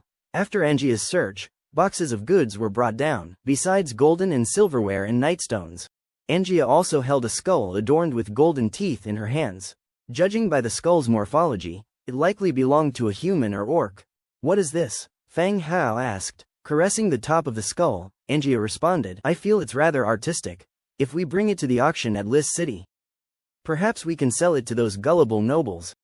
Ever since she attended the city lord's auction in Lis City, Angia learned that any odd object, so long as it's associated with art, can fetch a good price. Even though she isn't exactly sure what qualifies as art, she felt the skull had a strong artistic vibe. Fang Hao examined the details on the skull. Skull remnant. It possessed no special attributes or features, and the only thing of value were its gold teeth. Useless. If we could sell skulls to the nobles, wouldn't we have already made a fortune with all the skulls we have in our territory? Fang Hao stated. What? You make it sound less artistic now. Angia, holding the skull, instantly lost interest, glancing at the golden teeth. Then I'll just keep it as a room decoration. Decorating a room with a skull? Fang Hao couldn't help but roll his eyes. She wasn't afraid of anything indeed. Who uses a skull for decoration? Pull out those golden teeth and toss the skull out. Fang Hao motioned for her to dispose of it right away. Don't we have enough gold and silver accessories for decor? Why on earth would we want a skull? You keep arm and head bones, how's me wanting a skull to be any different? HMPH. Angia mumbled under her breath, but still broke off the golden teeth with a crunchy noise. She tossed the golden teeth into the loot box and casually threw out the skull from the front door. Once Angia tossed the skull, Fang Hao returned his attention to the shiny box on the floor. Besides the boxes full of loot, there was another flashy silver box in front of him. Notably the platinum box that only transmigrators could open. This was the third time Fang Hao obtained a platinum box. The first time was when he occupied the Skullcrusher tribe at the Frostwind mountain range. The second time was when he took over the Blood Castle at Crescent Heights. This was the third instance, at the Bloodthroat tribe in the Bloody Mountain range. From these experiences, Fang Hao had noticed a pattern. These three places were not particularly fierce battlegrounds, but they were all stronghold cities in their respective regions. As long as you overtook the stronghold of the leading tribe, you'd get a high reward and a map. Just like killing a minor noble is never as profitable as killing a king. Fang Hao came before a platinum treasure chest. After praying a few words in his heart, he directly opened the chest. Obtained. Blueprint of the Overlord Power Chest Armor, blue. Blueprint of the Overlord Power Gloves, blue. Blueprint of the Overlord Power Helmet, blue. Blueprint of the Overlord Power Boots, blue. Blueprint of the Overlord Fury Battle Axe, purple. Blueprint of the Slaughter God Statue, blue. Totem of the Giant Spirit's Body, purple. Blueprint of the All-God Temple, orange. 372 Trollstones, 899 Warfire Coins. Various colors of light flashed. Fang Hao caught sight of an orange light in an instant. The fact that the imagined dark gold light had not appeared left him somewhat disappointed. He first checks the orange blueprint. Level 1 All-God Temple. Sturdy wood 3200, fine stone brick 3000, cast iron block 420, metal parts 1200, traces of prayer 12, traces of deity 5, rich essence 22. Description: when the Lord's mansion reaches the stone castle level, it can build the All-God Temple. Listen to the guidance of the gods, and the attributes of the statue in the temple will be enhanced. All-God Temple. The temple should be a place to put statues of gods. But this shouldn't be enough to reach the orange level, should it? Can building a house for a god increase the level to orange? Fang Hao felt that it would be more practical to give him a military building instead. Moreover, even though the existence of the gods was confirmed, he didn't feel any devotion. After the excitement passed, Fang Hao continued to look at the blueprints. Overlord Power Chest Armor. Category: Chest Armor. Defense: Level 4 Defense. Set effect: Armor durability plus 50%, attack power plus 5%, hit rate plus 15%, movement speed minus 5%. Description: the brutal troll lord led his overlord army to conquer this land and enslave all living creatures. It seems that this overlord power set belongs to Troll's equipment. Also, with its blue quality, the defense has reached level 4 defense, which is quite high. With additional set attributes, it can be considered top-tier equipment. He continues to look at the second weapon blueprint. Same name. Overlord Fury Battle Axe, purple. Category: Battle Axe, damage, level 5 damage. Ability: ignores the living creature's natural scale armor. Description: the Overlord Battle Axe is raised high above the head. With a heart-wrenching roar, the blade cleaves through the dragon's throat, and blood floods the altar. The Overlord Fury Battle Axe should belong to the same batch of equipment as the Overlord Power set. But for the defense set, equipping the basic 4-piece set is enough for it to take effect. The Battle Axe need not be equipped. This purple Battle Axe has reached level 5 damage, and it also carries an effect that ignores the scale armor of living creatures. The scale armor of living creatures is a racial feature. Dimitri's racial attribute includes scale armor, which is the scales on his body. Like dragons and crocodiles, these creatures all come with scale armor. The description mentions that the battle axe cleaved through the dragon's neck, which confirms the attribute of ignoring scale armor. This Overlord power set, paired with the Overlord Fury battle axe, it could form a mighty troll army. Next is the blueprint for the Slaughter God statue, which he already has, so he doesn't look at it closely. The last reward is a scroll filled with special symbols. Body of Giant Spirit Totem. Category: Scroll. Description: records the method of drawing the body of Giant Spirit Totem. The appearance of the totem scroll was not much different from that of a skill scroll. However, when held in hand, no hint of being able to learn from it appeared. Could it be that this type of scroll still required me to learn it by myself? I untied the thin hemp cord holding the scroll and spread it flat. The scroll was filled with densely written words, symbols, and patterns. The patterns were complex markings drawn on a human back, somewhat resembling a tattoo. Perhaps it was because of the reward from the treasure box. The outlined patterns were incredibly clear and orderly, giving the impression of a modern print. Next to the pattern was an enlarged version of the markings and some explanatory notes. I, Fang Hao, had previously studied the notes of the demon doll for a few days. I could tell that the markings on the scroll had a lot of similarities with the array markings. Perhaps they had some sort of connection with the array markings. Professional knowledge, Fang Hao couldn't understand, but he could understand some of the descriptions above. A totem can be understood as sealing, applying, and invoking. That is, the power is drawn beneath the human skin in the form of a totem. And this power is released when needed. And this totem of the body of Giant Spirit. It seemed that it could borrow the power of the Giant Spirit God for some enhancement of oneself. Fang Hao didn't understand too much, but one thing he was certain about was that this was akin to a passive skill, although somewhat special. Since Nelson was studying array markings now, it could be given to him for research. Collecting all the blueprints, he also immediately put away the totem scroll. Lifting my head, I found that the female troll had already changed into a linen outfit and had returned. She was quietly standing below. Fang Hao turned to look at them and said, "Black thorn, black sword, giant shield, heavy arrow, and stella. I will turn this place into an undead camp. Based on this city, you will launch an attack on the tribes in the Blood Mountain range." When the Book of Lords was upgraded to level 5, a new feature, City Transfer, was added. In other words, the original affiliated city and the affiliated city could be exchanged with each other. If you want to convert an original affiliated city into an affiliated city, you only have two choices, Human City and City of Undead. But if you want to transfer an affiliated city into an original affiliated city, there are more choices, including Human, Orc, Undead, Blood Clan, and Troll's original affiliated cities. The difference between the two should be related to the types of cities that have previously been occupied. Fang Hao was not satisfied with the attributes of this city.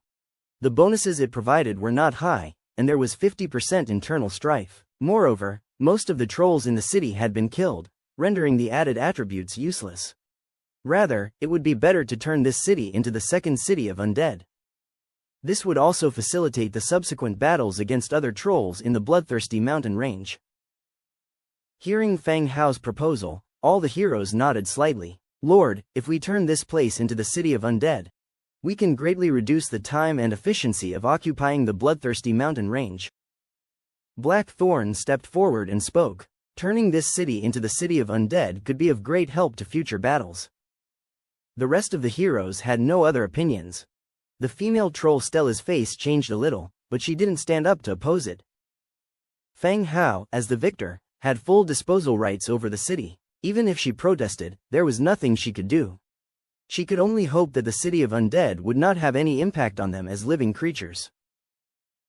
Good, Feng Hao agreed, opened the Book of Lords, and clicked on the city transfer on Northgard City. Do you want to transfer the original city, Northgard City? Yes, please choose the city transfer camp, human camp, undead camp. Undead camp. A beam of light covered the entire city. Transformation completed. Northgard City's next transformation countdown, 29 days and 59 hours. This ability has a countdown, which means that this city cannot be transferred again within a month. The light faded away. The properties of Northgard City have changed. From a level 9 Trolls original affiliated city to a level 9 Undead's affiliated city. Feng Hao got up and walked out. Let's go and have a look outside. Everyone followed Feng Hao out of the hall, and outside the door was an empty city. The originally collapsed, broken buildings had disappeared, leaving a large area of vacant land. Resources were returned at a 50% ratio, directly stored in the warehouse. This was the advantage of a Transmigrator's city, everything was digitized. And upgrading and demolition were also very fast. Feng Hao led his people to the camp area, opened the Book of Lords, and built some usable buildings like the warehouse, blacksmith shop, arrow tower, and magic tower. Then he built the skeleton conversion field. Blackthorn, arrange for people to transform all those bodies. Feng Hao said to Blackthorn. The dead bodies of the trolls from this battle were piled up like a mountain. The number of dead bodies from the Troll Alliance and the Bloodthroat tribe was astounding. After being dealt with by the Bone Dragons, Death Breath, only a mountain of white bones was left. Originally, the transformation required to be carried back to the main city, but it wasn't necessary now. The transformation on the spot could also allow them to join the battlefield sooner. All right, my lord, I will arrange for it immediately. Blackthorn delegated the task, and immediately there were undead soldiers throwing batches of corpses into the skeleton conversion pool. The countdown for transformation began. Then, Feng Hao constructed some additional troll dwellings for Stella and the other trolls to reside in. Now, Stella couldn't live in the city lord's mansion, she had to live outside. Having finished with the buildings, Feng Hao began to create equipment for the upcoming battles. He opened the Book of Lords.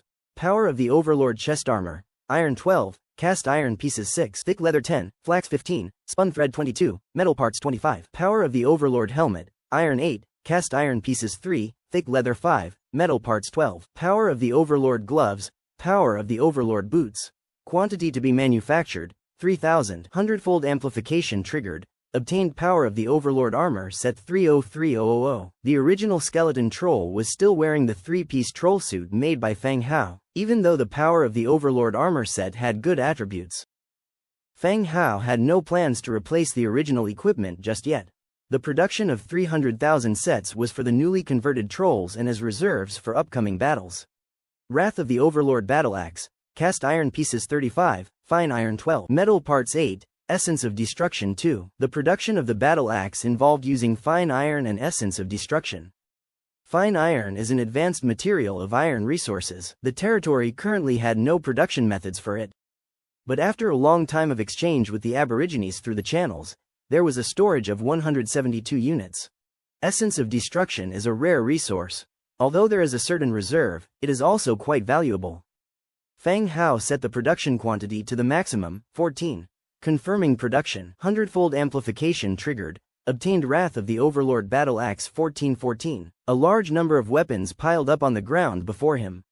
The Blackthorn and others continued to command the skeleton soldiers to sort and categorize the newly produced equipment. Feng Hao moved to another empty ground. He continued with production. 100-fold amplification triggered. Obtained iron arrows 1,010,000. 100-fold amplification triggered. Obtained fuses 202000. Crossbow bed lock dragon. Pieces of equipment piled up all around the open space. The female troll Stella stared wide-eyed at the incredible scene before her, thinking of the fact that he could command the undead, orcs, and lizardmen at the same time. The identity of this human might not be as simple as it appeared. Troll Stella's loyalty to you increases by 20 points. Current loyalty 92. The sudden prompt made Feng Hao glance at the female troll. She was seen on her knees, continuously kowtowing to him and murmuring something. Stella, Feng Hao called out. Stella rose to her feet and walked briskly to Feng Hao, then knelt again. Release all of your people, tell them that they won't be punished if they work honestly. If anyone dares to have any crooked ideas, not only will I kill them, you will also be punished, understand? Feng Hao continued. Yes, Divine Lord, Stella shuddered and quickly responded. Divine Lord? Feng Hao did not explain further. It seemed that Stella's sudden increase of 20 loyalty points was due to a misunderstanding of his identity. Alright, off you go. From now on call me Lord. Yes, Lord, Stella responded and lowered her head to quickly leave. She headed towards the direction of the dungeon. In the afternoon, Feng Hao and Blackthorn and the others confirmed the plans for the upcoming battle based on the map.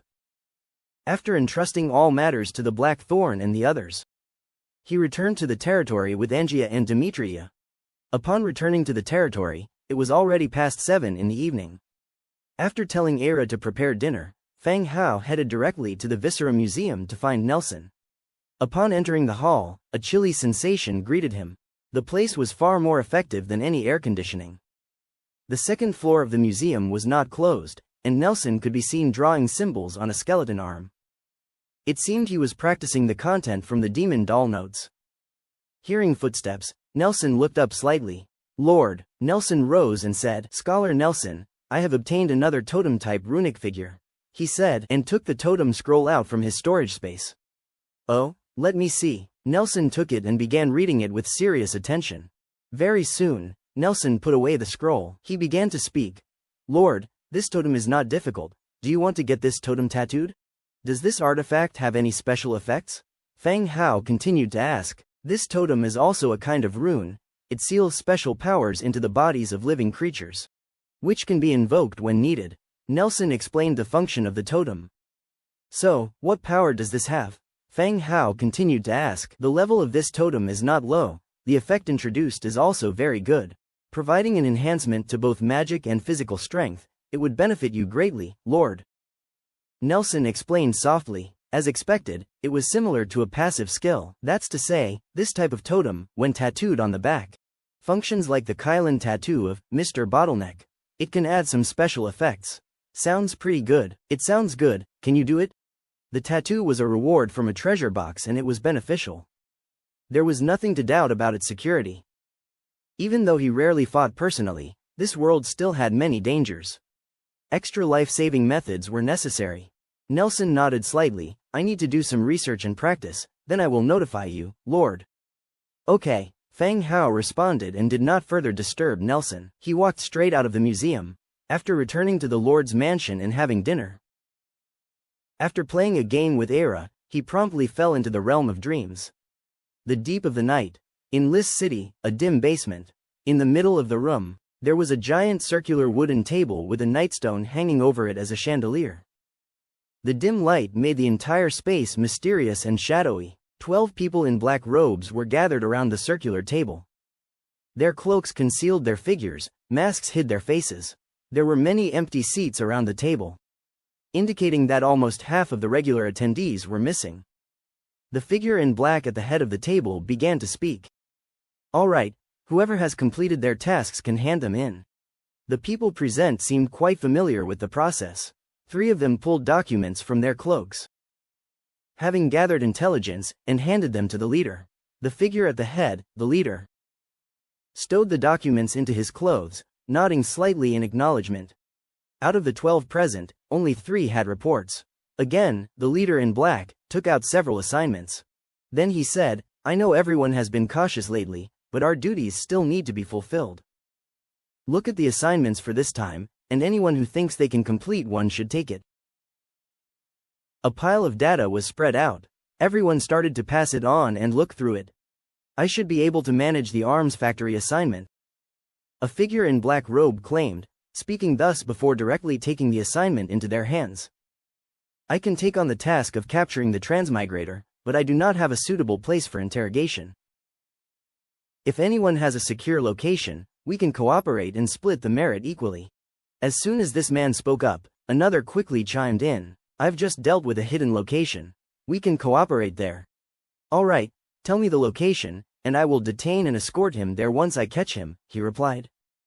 Agreed. The man who offered up the location hastily wrote down an address on a piece of paper and handed it to the one who accepted the task.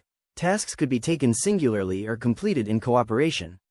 Taking them on alone upped both the difficulty and the reward. Cooperation reduced the risk but also made it easier to investigate one another's identities, thereby raising a different kind of danger.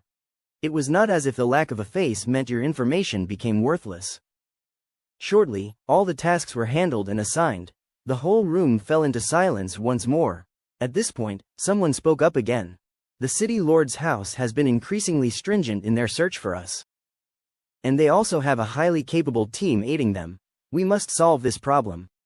Indeed, half of the usual attendees at our circular table are already gone. None of us can be sure if we'll be the next one.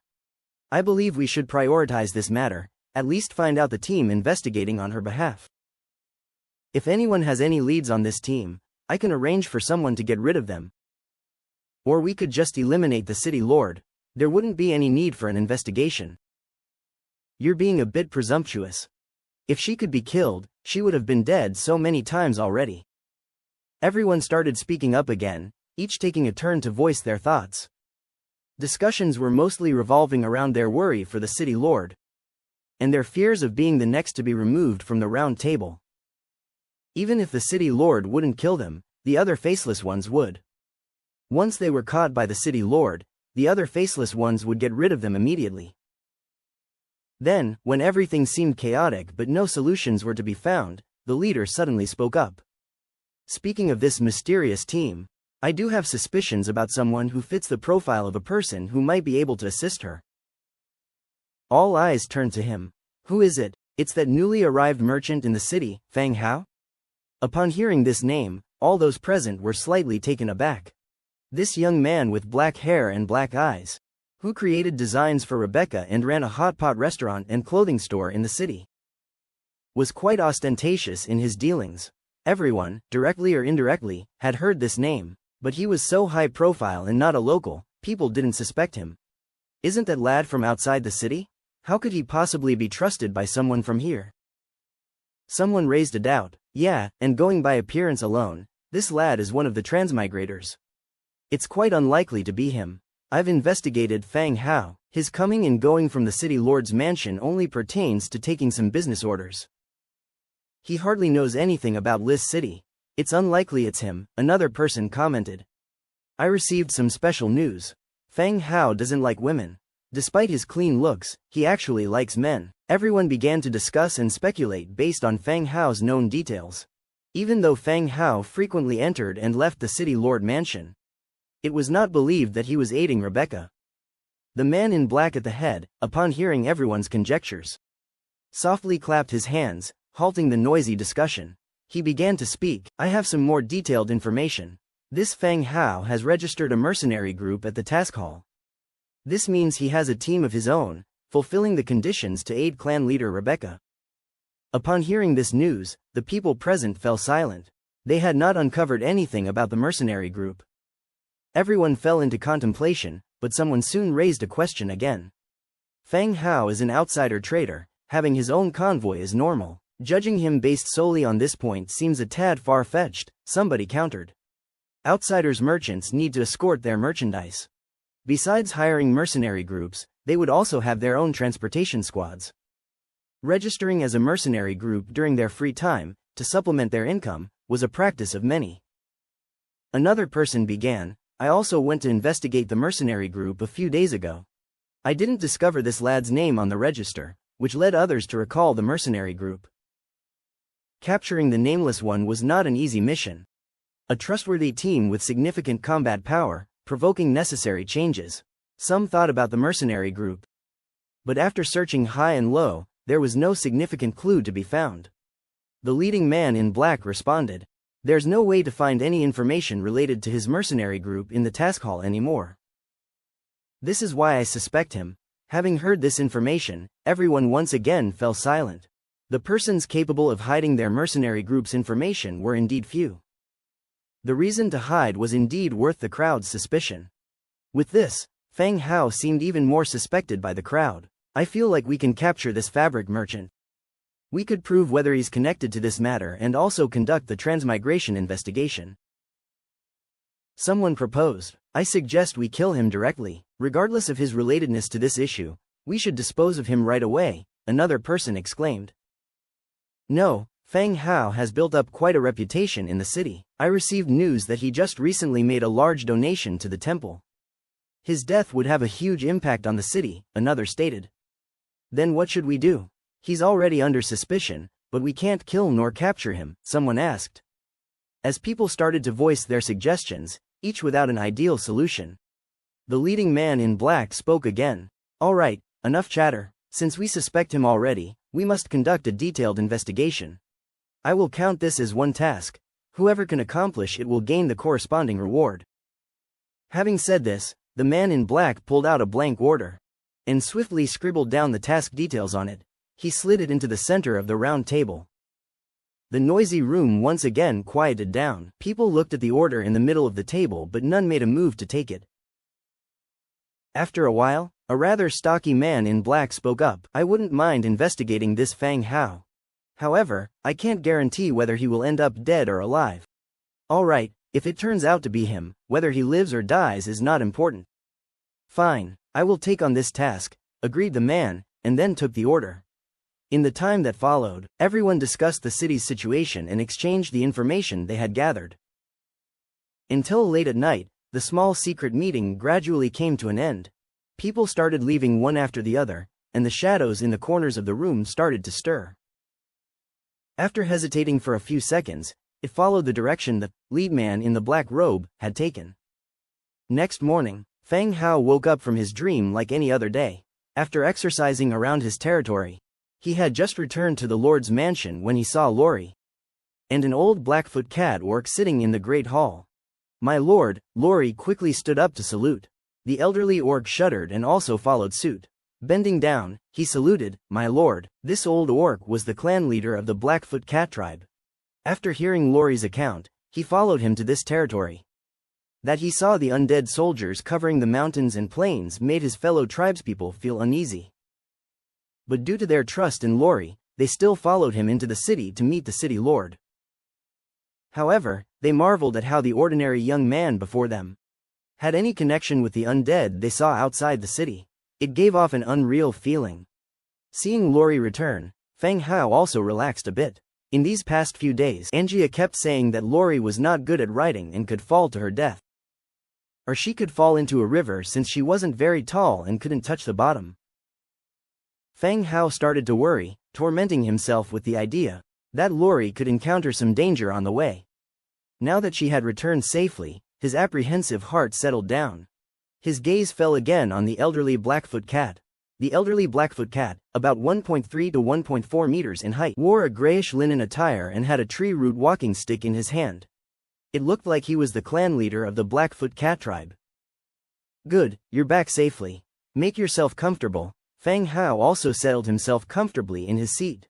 The two rose to their feet. The old man carefully sat down on a chair. Meanwhile, Lori picked up a glass, fetched 2 cups of fruit wine from the cellar, and placed them in front of the old man and herself. Lori, why did it take you so long? Feng Hao curiously asked. Letting Lori ride the bone dragon was not only to avoid danger along the way but also to save time. Yet, Lori was gone for more than a week. If she hadn't returned soon, Feng Hao would have sent people out to look for her. Don't get me started, my lord. It's all because of that damned Blackstone tribe. If it wasn't for being cautious of them, I would have brought everyone back much sooner. We wouldn't have had to endure the harshness of the road, complained Lori, swinging her small legs. Cough, cough. The old man gave a light cough and shot Lori a stare, indicating her to stop talking unnecessarily. Feng Hao also caught the implication. It seemed that the migration of the Blackfoot cats was due to some conflict with the orc tribe. Tell me more about your disputes with the Blackstone tribe. Feng Hao looked at the two. Before Lori could answer, the old man was the first to speak. Lord, we used to live near Tasgo City. Some conflicts arose between us and the Blackstone tribe. Out of desperation, we thought of moving to a new place to look for a stronger lord for protection. said the old man as he set his walking stick aside, knelt down and bowed deeply. Even though Feng Hao's territory seemed dangerous, it was undoubtedly powerful. It held a formidable military strength that a lot could fear. Only Feng Hao had the capacity to offer them protection and not be threatened by the Blackstone tribe. Is the Blackstone tribe very powerful? How many members do they have? What caused the conflict between you two? Feng Hao expressed the questions he had in mind. Having assured Lori, Feng Hao would naturally not drive these people away. Even so, he needed to know who he was about to face off with. My lord, the Blackstone tribe is a large orc tribe with tens of thousands of robust members. During a previous hunt, the young members of our tribe accidentally entered the hunting range of the Blackstone tribe, leading us to be oppressed by them all this while. Helplessly, we thought of migrating to survive elsewhere, the old man explained. In the end, he didn't forget to add, but rest assured, Lord, the actions of the Blackfoot cats have always been covert. We have been very cautious all the way, and we have definitely not brought you any trouble. That's how it tends to be with the orc tribes. Without fixed rules, the tribe with more strength and robust members would have absolute say. If your village lacks strength and has a small population, you would have to be at the mercy of powerful tribes. If you were dependent on a reasonable larger tribe, that would still be bearable. But if you encountered an unreasonable one, your village would be done for. Not all races could be like the Blackfoot cats, decisively abandoning their original village and seeking a new settlement. Hearing the old man's words, Feng Hao instinctively glanced at Lori, who was standing aside. Lori was simple-minded with a straightforward look on her face. And she couldn't lie to Feng Hao because of their contractual binding. Seeing Lori's calm demeanor, Feng Hao knew that the old man was telling him the truth. He wasn't afraid of the Blackstone tribe with just tens of thousands of members. If they dared to chase them here, they would only be courting death. Feng Hao didn't press the matter any further. Opening the topic, he said, "Have you chosen a settlement? The lands at Crescent Heights are fertile, and the population is scarce. It seems quite suitable for living." Upon hearing this, a joyous expression flickered across the old man's face. Just as he was about to agree, Lori jumped up like a startled cat. No, we'll just find a place nearby," said Lori, keeping on giving hints to the old man. The old man also immediately perceived the issue. Keeping up with Lori, he said, "Yes, we can establish a village nearby. Our village's population isn't large, so a vast place isn't needed." All right, a few of them talked about it while looking at the map. Finally, the two of them chose a location in the northeast direction of the main city, where the Null camp was situated. That place was the location of Feng Hao's first battle after arriving. And after he had killed the Nulls, the camp had been vacant. The location was fairly good, and all the buildings were ready-made. There wasn't much problem with the Blackfoot cats wanting to develop a village in that area, especially since they only had a population of over 200 people. Once the location was chosen, Feng Hao allocated some resources to them. Lori and the elder took their people directly to the site of their new village. After breakfast, Feng Hao still had some work to do. He went straight to the industrial zone, opened the Book of Lords, and found the blueprint for the Precision Stone Processing Factory. Precision Stone Processing Factory. Wood 3000, tough wood 1800, stone material 2200, stone brick 1200, iron 420, metal parts 120. He found an empty piece of land and chose to build it right away. A flash of light rose instantly, piecing together the outline of a precision stone processing factory. When the light dissipated, the factory appeared before his eyes. Precision Stone Processing Factory. Placement: workers 0/10, raw material, stone brick 2 inches, producing, precision stone brick. Description: through processing, stone bricks can be made into denser products, precision stone bricks. Feng Hao immediately brought in 10 skeleton laborers, and tasked them with working in the precision brick factory. The skeletons immediately got to work, moving stone bricks from the storage facility to the factory for processing. Precision stone brick is a material required for the upgrade of a level 10 Lord's Mansion, which also means it will be used in large quantities for future building upgrades. Whether for his own upgrades or for sale in the channel, the demand is significant. Feng Hao simply went ahead and built 20 more processing factories to increase production simultaneously, for the purpose of increasing the speed of precision brick production. After building the precision brick processing plants, Feng Hao went to the quarry area and constructed 5 large-scale quarries. He demolished all the original common quarries and transferred the workers to the large-scale quarries for stone gathering. Upon completing the construction of these 2 new blueprint facilities, Feng Hao increased the number of tile kilns to 50 to improve work efficiency. Only when he had finished arranging everything did Feng Hao return to the Lord's mansion. With nothing to do in the late morning, after studying books in his room for a while, he used God's presence to check on the construction status of the Blackfoot Cats village. The Blackfoot Cats aren't tall, but they're quite active. The buildings in the village had already been cleaned out, and the village elders were instructing several male Blackfoot Cats to repair the broken village gate. Actually, they had ample time. They were safe thanks to the protection of the fief. Nothing posed a threat to them there. There was no need to worry about the Blackstone tribe, let alone any fearsome wild animals that wouldn't dare come close to this area. Whether they installed the village gate earlier or later made little difference. However, the swift actions of these Blackfoot Cats did catch Feng Hao's attention. Most of the adult Blackfoot Cats had reached a level of 5 or 6. What's more, like Lori, they had the ability to scale walls and leap over rooftops, displaying great agility. They seemed to be an excellent choice for a scouting troop, capable of gathering special intelligence. Knock knock knock. Suddenly, there was a knock on the door. He disengaged God's presence, got up, and opened the door to see Era standing outside. Master, Scholar Nelson is waiting for you outside. Oh, okay. Feng Hao then went downstairs and out of the Lord's mansion. Outside, Nelson was silently waiting on a bench. Upon seeing Feng Hao come out, he stood up and said, "My lord, the materials for the totem are ready, and we can start drawing at any time." Feng Hao gave the totem scroll to Nelson last night. Even though the undead do not need to rest, he was surprised that they researched the totem scroll thoroughly in just one night. He thought that Nelson would need at least 2 or 3 days of study to come up with results. "Don't you need to practice a bit?" Feng Hao asked with some worry. Nelson's tone remained calm. The totem clearly notes the drawing method. It's not particularly difficult. Feng Hao understood Nelson's reasoning. The scroll does not record knowledge but the solution. As long as the solution is sketched, that's enough. Feng Hao finds this solution acceptable as well. Reward scrolls from treasure chests, much like skill scrolls, are designed to make it easy for transmigrators to operate. They're naturally not too complicated or detailed. If Nelson now says there won't be any issues, then there won't be any. Good, let's start drawing now, Feng Hao said. Nelson nodded slightly. "Please follow me, sir." After saying this, he turned and walked towards the Viscera Museum. Silent, Feng Hao followed behind. Both of them entered the Cold Viscera Museum. They crossed the main hall and entered the second level of the museum. The second level is a secret room. On regular days, this is where Nelson processes corpses and makes skeleton heroes. Whenever work commences, the door to this secret room would be closed.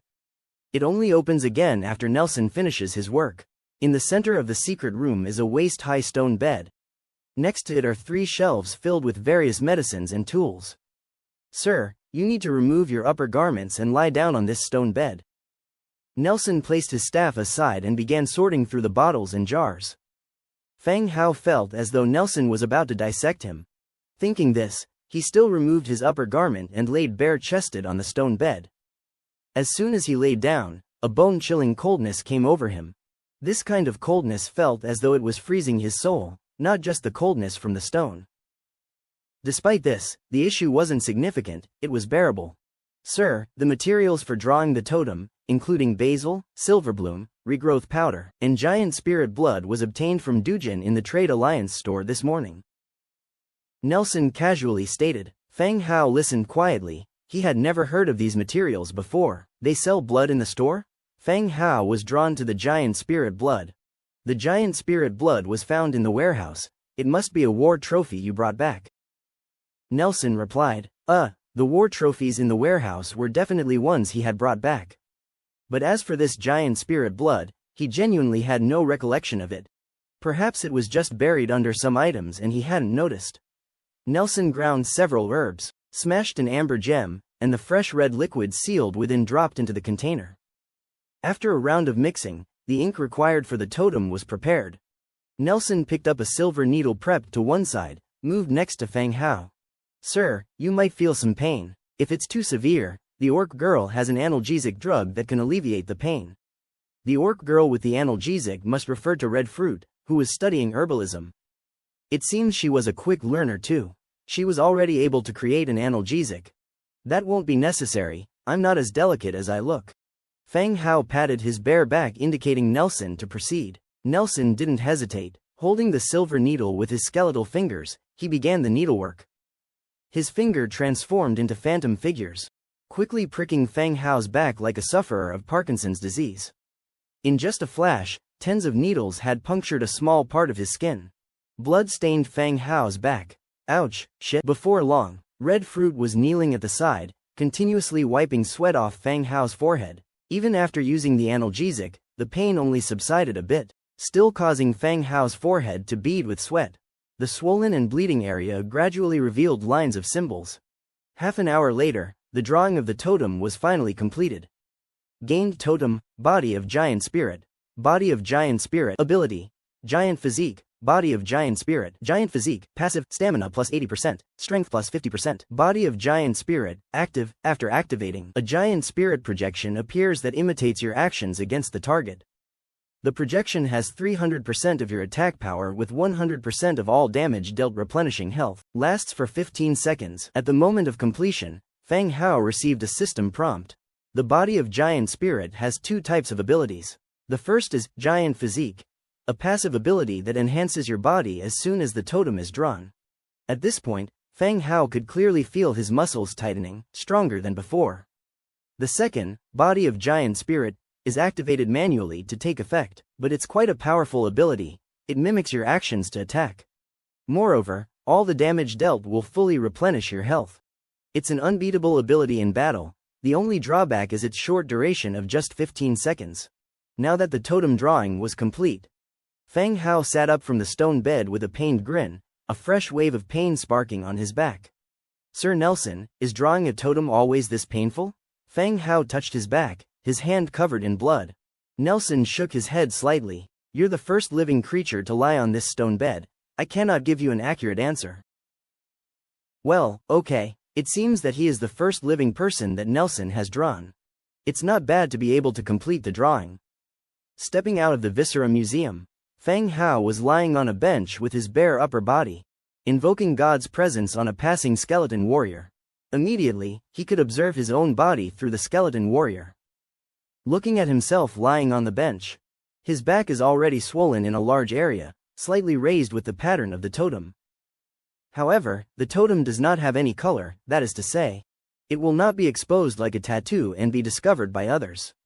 This is also good, as if it were exposed, it would be too conspicuous. If someone recognizes the totem, they would be prepared during a battle. Having no traces at all can be considered as a hidden move of his own. After checking on it, he cancels God's presence. The skeleton glanced around in confusion and continued the work it had been doing. How does it feel? Nelson also stepped out. Feng Hao touched his chest and abs. I feel like my body has improved. However, Nelson shook his head slightly. The physical body is weak, only the immortal remains. My lord, why care about these useless bodies? Well, indeed, let's find an open space to test the power of the totem and see what effects it has. Feng Hao agreed and proposed to test the ability. They walked out of the city and found an open space. Feng Hao stood in the middle of the field and immediately cast the body of giant spirit. Phew, light blue energy rose from Feng Hao's body. The next second, a huge blue semi-transparent figure appeared from behind Feng Hao. The blue projection was 5 to 6 meters high, with a strong body and arms, but its face was hazy. Feng Hao looked at the blue projection and pulled out his long sword. The body of giant spirit mimicked his actions, morphing a giant long sword in its hands. Feng Hao chopped with his long sword. The long sword of the giant spirit also struck out. Bang! Leaving a huge scratch on the ground. This made everyone there open their mouths wide, looking at the scene in front of them unbelievably. No one thought that the large projection could also cause physical damage, and the power was so great. Even the ground was scratched. If it was hacked on a person, it could probably blast them into pieces. Feng Hao was also surprised in his heart. immediately after storing the shield and hiding the long sword. The giant spirit also did the same, the long sword in its hand disappeared, and it turned into an energy shield. It seems that its actions are synchronized with Fang Hao. The body of giant spirit can only last for 15 seconds. Fang Hao once again put away the shield and took out the Starfire wand. The body of giant spirit also had a similarly designed wand in its hand. If it can mimic melee attacks, he wondered if it could also mimic spells. Fang Hao thought in his heart and directly condensed fire arrow. As expected, a spear, made from fire elements, also gradually condensed in front of the body of giant spirit. However, this fire spear, proportional to its size, was more than 2 meters long, more like a javelin. The wand pointed forward. The 2 arrows flew toward the target one after the other. Pop! Fang Hao's fire arrow was embedded in the tree trunk, sending up a plume of burning smoke. Boom! The flame spear of the body of giant spirit, however, it blasted out a large pit in the ground and set the ground on fire with a boom. Seeing that the effect of the body of giant spirit was about to end, Fang Hao once again summoned the flame spider. In front of him immediately appeared 6 flame spiders the size of washbasins. And the body of giant spirit released the same spell. Although there were also 6, the flame spiders had grown to the size of a bull, their entire bodies radiating fierce flames. Before Fang Hao could command them to attack, the 15 seconds for the body of giant spirit were up. The blue figure disappeared, and the 6 bull-sized spiders dispersed with it. Only the spiders summoned by Fang Hao himself remained, waiting for orders. Fang Hao swung his magic wand, and the summoned spiders immediately scattered. After testing the power of the body of giant spirit, Fang Hao revealed a satisfied smile. It can be said that the effect brought by the totem had exceeded his expectations. The conjured body of giant spirit was like his second body, not only able to mimic close-range attacks, but also able to condense the same spells. Moreover, the power and effect were 300% of his own. Fang Hao felt that this totem scroll had surpassed the level of purple, and was close to the power of orange skills. At this time, Nelson and others also approached. "Sir, how do you feel?" Nelson asked softly. "The totem is excellent and very powerful, it's just that my back is a little sore." Fang Hao reached out to scratch his back lightly. "Sir, this is your first time using the power of the totem. Naturally, there will be some discomfort. After the swelling on your back recedes and you use it several times, you won't feel this kind of pain anymore." Nelson began explaining. That's right, the swelling on his back probably hasn't subsided yet, so some pain was normal. "Does this totem have any limitations? I mean, will it wash off when I bathe?" Fang Hao turned and left with the few of them towards his territory. "That's not going to happen, but sir, you need to be mindful to use it at regular intervals to stimulate the effect of the totem. Otherwise the giant spirit blood could be expelled from the body," Nelson explained while following by his side. "So, how long do I need to deploy it?" Fang Hao continued to inquire. "I can't say exactly, but once every half a month shouldn't be a problem," Nelson replied again. Nelson would not deceive him, and he was the only intellectual in the territory. Besides, using it once every half a month wasn't difficult. It simply required finding a deserted spot to apply the totem and release 1 or 2 skills. "All right, I understand," Fang Hao nodded in response. They all went back to the city. Nelson returned to the Viscera Museum to continue studying the demon notes he held. Fang Hao also went back to his room to continue studying the book, Fire Python Ode I. As evening drew in, after dinner, Fang Hao went back to his room to rest. Just as he was about to drift off to sleep, a notification sound came from the Book of Lords. Fang Hao sat up instantaneously and opened his storage space, only to see that it was the sound-transmitting shell Rebecca had given him. Placing it next to his ear, he immediately heard Rebecca's voice. "Come to the city, they're at it again." Her message was pretty brief but quite clear. It looked like Rebecca had found out about another operation by the Faceless. Fang Hao tucked the sound-transmitting shell away and laid back down to drift off to sleep. Next day, dusk, List City, City Lord's office, study. Fang Hao sat in the chair, silently watching Rebecca try on clothes. This trip, Fang Hao's storage space was filled to the brim with various clothes and accessories. Apart from the clothes custom made for Rebecca, the rest were prepared for display and sale at the grand opening of the clothing store. Days passed and the refurbishment of the clothing store was nearly completed. "Did you design this one too?" No textile shop in the entire city has as many ideas as you. Rebecca looked at her reflection in the mirror and began to speak. It's just a few simple modifications, nothing particularly special. You're clearly talented, there's no need to be humble. Rebecca asked again. I'm very satisfied with these, how much are they? Fang Hao chuckled lightly, replying. Madam Rebecca, my clothing shop will be opening in a few days. Could I perhaps invite you to serve as our store's brand ambassador? Of course, as a token of gratitude. A set of each new product from our store will always be sent to you for your free use. Oh? Rebecca was momentarily taken aback as she immediately turned to stare directly into Fang Hao's eyes. A twinkle of doubt in her wide eyes. Fang Hao was no fool and was very astute. This guy better not be trying to swindle her. Yet she still curiously asked, what's a brand ambassador? Rebecca held the core rights of Liz City. Within the city, she possessed an irreplaceable public credibility and influence. Whether a noble or a beggar from the slums, they might not know how many legs a frog has. But they would certainly know who Rebecca is. If one were to set up a clothing store in the city, Rebecca would be the best advertising model. It could be said that since Fang Hao planned to open a store, he already had Rebecca in his sight. He had demonstrated his special talent for design and helped her deal with the matter of the faceless. Now that this matter was mentioned, it would be hard for Rebecca to refuse him. And the male spokesperson for Liz City, the best candidate was the city lord, Aubrey. However, Fang Hao had never had any encounter with Aubrey. Moreover, Aubrey's condition was not very good. Generally, he looked lethargic, giving people a feeling of sickness. That is to say, he looked rather decadent, weak. Therefore, Fang Hao was still considering the male model, looking for the right candidate. What is an image spokesperson? Rebecca asked curiously. She didn't know what strange idea Fang Hao had in his mind this time. Simply put, it means to use your image to promote the fabric shop and increase product popularity. Fang Hao explained his understanding of a spokesperson. He didn't know if his understanding was accurate, but that was the general idea. To rely on Rebecca's image to attract customers. Hearing Fang Hao's explanation, Rebecca understood. In the past, fabric shops in the city would also send some clothes to the city lord's mansion, also using her influence to attract nobles to buy clothes at their shop. Although the forms were the same, Rebecca didn't think that Fang Hao was just planning to do these. He definitely had more ideas. Thinking of this, Rebecca's heart moved, deliberately straightening her face and putting on a slightly unhappy look. She said, is that all? Don't you think I don't know any better? Fang Hao was struck by a thought. Had the concept of a spokesperson already appeared here? It shouldn't be. He had visited a few fabric shops but had never seen any model advertising boards.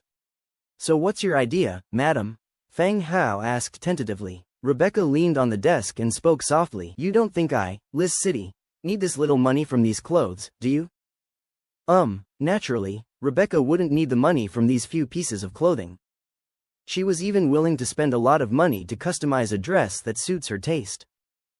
Of course, Fang Hao didn't think Rebecca would agree to his idea so easily. However, by pricing low, he could better handle Rebecca's price increase. Fang Hao continued to speak. How about this? For every piece of clothing you endorse that is sold, you get 5% of the profit. If you sell a lot, you can also get a considerable income. No, it's too little, 50%.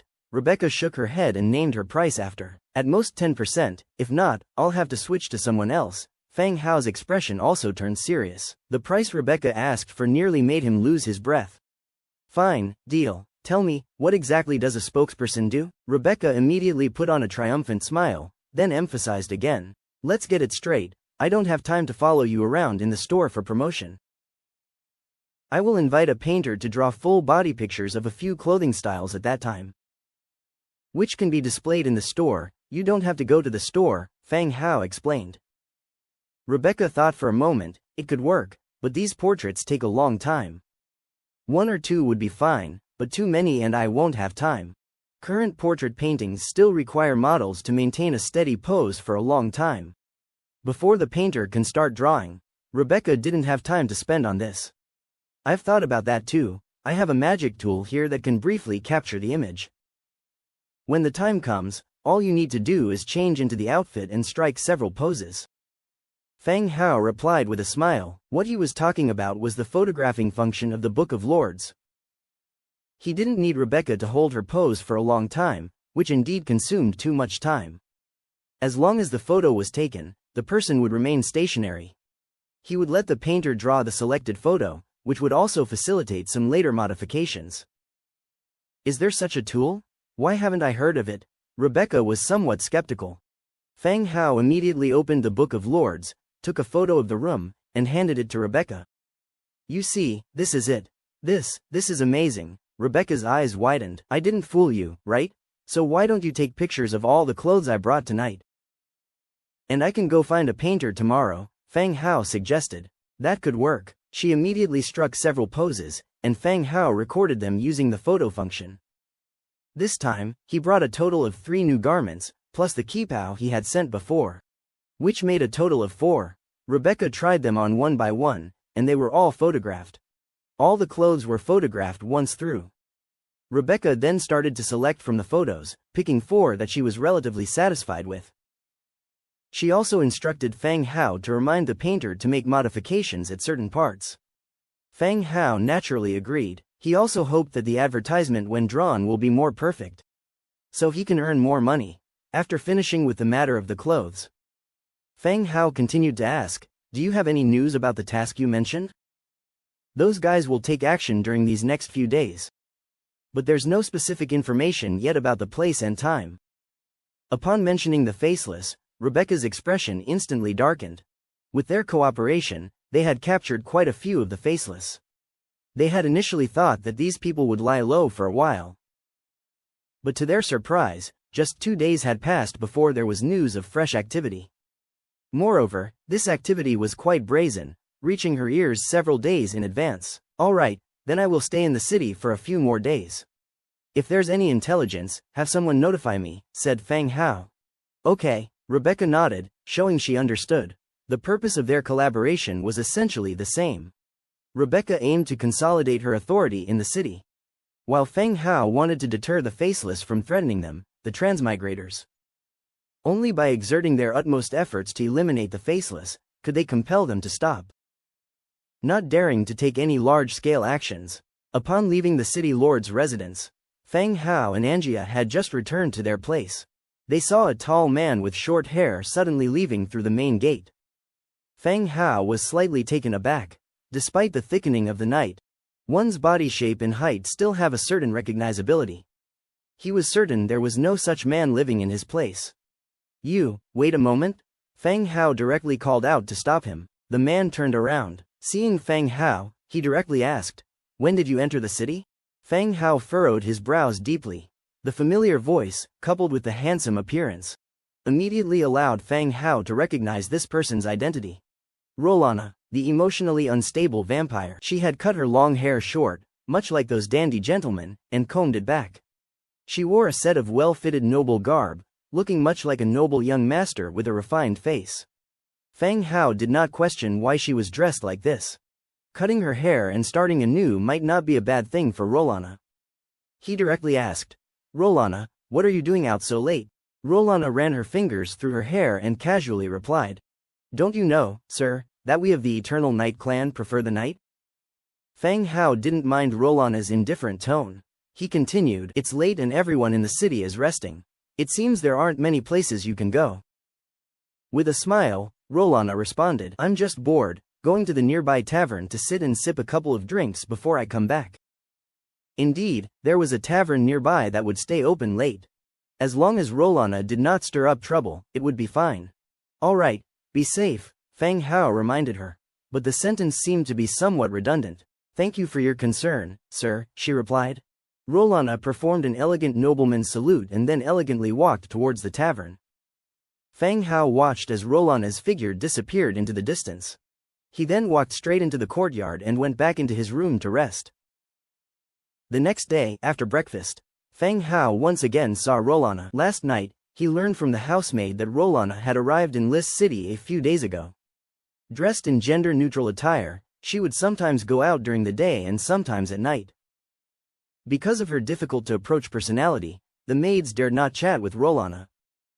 Having been out for so long, aren't you worried about any problems arising in Crescent Heights? Fang Hao asked Rolana, who was sitting across from him. The blood hunter is there, I'm not needed, Rolana said nonchalantly. Rolana was tall and had delicate and beautiful features. Back when she was with the Red Duke, it had been the source of rivalry among all the town's men. This attire added a touch of masculinity to her features. She had shifted from being appealing to only men to being attractive to both genders. Is the planting of medicinal herbs going smoothly? Fang Hao continued to ask. I've already gotten those guys to start planting, but I'm curious. What did these people I got from you do before? They can't even handle basic planting. Rolana suddenly seemed to remember and asked. These people have varied professions, but they're all certainly strong. Just have the farmers teach them, explained Fang Hao. Those sent to Crescent Heights were all rounded up bandits. However, Fang Hao didn't expect that these people couldn't even manage the simplest tasks of farming. Anyway, all the matters afterward were handed over to the blood hunter. He's responsible for everything, Rolana casually said, not asking any more about these people's origins. When do you plan to go back? Go back for what? It's lively here. Blood Castle is frigid, not fun at all. Rolana leaned back and casually picked up a piece of fruit, biting into it. Fang Hao's eyes flicked. He was in need of a male model, wasn't he? Rolana's current image was pretty suitable for promotional posters. Perhaps, she noticed his gaze constantly watching her. Rolana frowned. You should restrain yourself from staring, it's a safeguard for your well-being. After all, she was a dark gold level hero and easily noticed Fang Hao's stare. Fang Hao knew she had misunderstood him. He directly explained, Rolana, do you want to be the model for the clothing store? You can wear new designs first. Hearing Fang Hao's words, Rolana's curiosity was provoked. She looked up at Fang Hao. What kind of model? The clothing store in List City will open soon. I plan to do some promotion for the store. I need a male model right now, and your current image suits this role well, Fang Hao explained. Then, Fang Hao described the kind of promotions he intended to do to Rolana. Rolana widened her eyes. I'm suitable for menswear? We've already found Rebecca for the women's clothes. As the city lord's wife, she has a certain influence in List City. And the second person I think is suitable based on appearance is you. Especially now that you've cut your hair short, Fang Hao said with a smile. Rolana fell silent for a moment, but finally, she nodded, agreeing. All right, what should I do? Fang Hao took out a few sets of men's clothing from his storage space and handed them to Rolana. There is nothing special, just change into these clothes. Then, I'll take pictures and hand them to the artist to make a portrait. Fang Hao explained to her the process and function of taking pictures. And then proceeded to photograph Rolana. Finally, male and female models were finalized. In the afternoon, Fang Hao came with Angia to the front door of another courtyard. This was where Browning lived. He was a second-tier painter in the city, but he had many secrets of his own. He was skilled in mixing special paint and was renowned for his memory. With just one glance, he can draw the people and scenes from his memory on the canvas. He had been arrested by the Faceless for interrogation previously and was saved by Rebecca. Later, Fang Hao met him at the temple, and since then they are familiar. He quietly knocked on the door. Thump, thump, thump. Who is it? A lazy male voice came from inside the room. After the rustling sound of someone getting dressed, the door opened, revealing Browning with disheveled hair. He was bare-chested, only wearing a pair of linen trousers. Browning squinted at Fang Hao. Mr. Browning, surely you haven't forgotten me? The last time at the temple, you said you would buy me a drink, Fang Hao said with a teasing smile. Browning instantly remembered Fang Hao. Oh, it's you. You are Fang Hao? Fang Hao reminded him. Right, Mr. Fang Hao. I had a few drinks yesterday, and I'm not very sharp today, Browning explained, patting his own forehead. At that moment, a woman came out from the room. Her clothing hung casually on her body, revealing a large expanse of skin. The woman leaned against Browning, looking at the visitor, Fang Hao. She cooed in a sweet voice. Browning, who is this? You didn't introduce us. Whose handsome young master is this? This is Mr. Fang Hao, a famous businessman in the city. After introducing him, Browning gave the woman's buttocks a light pat and said, Go back first. I will come to you tonight. All right, but don't forget, she said flirtatiously. As she passed Fang Hao, she added, you could join us tonight. I'll give you a freebie. After saying this, she walked away, throwing flirtatious glances all the way.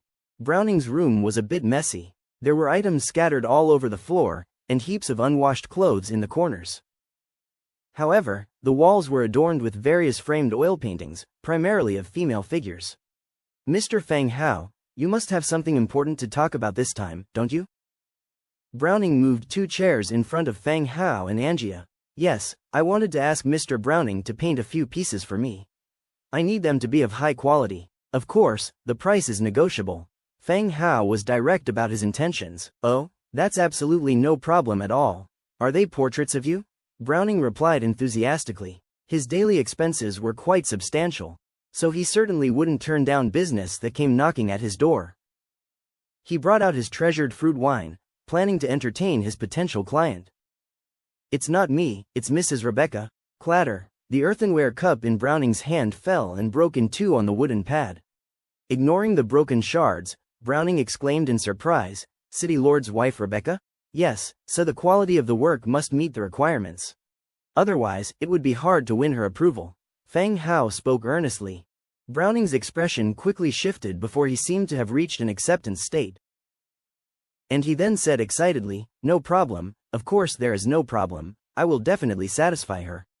Rebecca belonged to the highest-ranking nobility in Lis City.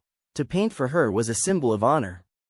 If he were to gain Rebecca's approval, it would surely raise his stature among fellow painters.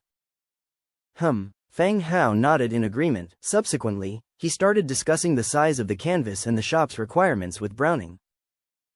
Browning, looking at the photos in the Book of Lords, was somewhat disbelieving.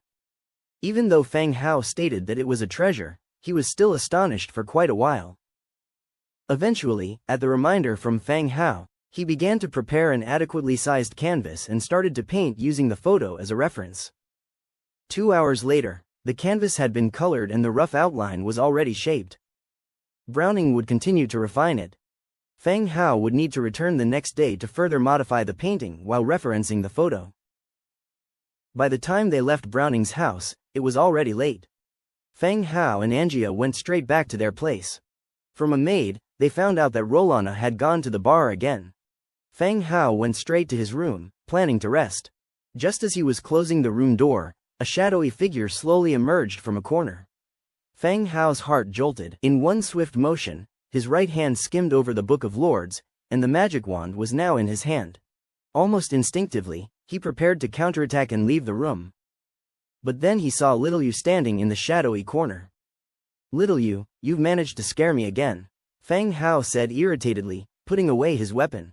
Barely managing a smile, Little Yu apologized. I'm sorry, my lord, I have some important intelligence to share with you. Little Yu had constantly been playing the role of Li Go. She was gathering information about the hidden secrets of the Faceless for Feng Hao. Oh, what kind of intelligence? Feng Hao sat down nearby. Without hesitating, Little Yu stated, My lord, the Faceless have started suspecting you.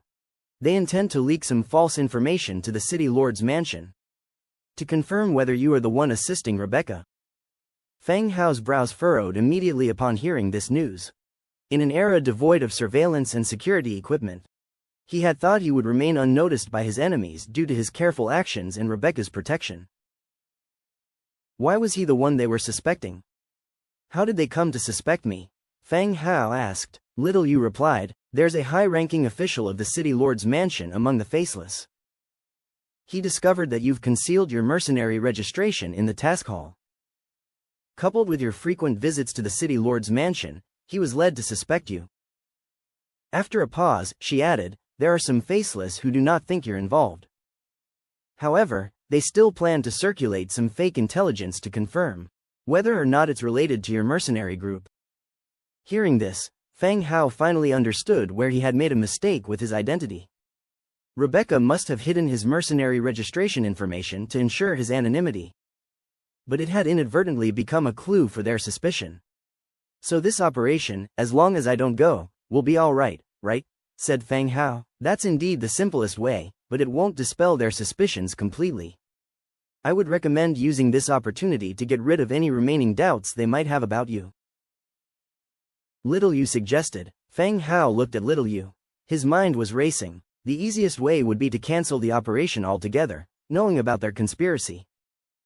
However, this in turn might increase their suspicions. Likewise, they may prepare other plots to test Feng Hao or directly assassinate him. Little Yu's idea was to use the Faceless's investigation to dispel their doubts and make future operations more convenient. You do make a valid point. Do you have any specific ideas on how to accomplish this? Little Yu stated, "My lord, I feel the best way is to let the Faceless's operation succeed, while you happen to appear in front of them. This way, you have a solid alibi in place. That said, these are just my thoughts. You need to carefully plan how to proceed without raising their suspicion." That does sound like a good plan, agreed Feng Hao, nodding his head. The threat of the Faceless lies in the unknown from the shadows. If the targets of all Faceless could be identified, these guys are not that much of a threat after all.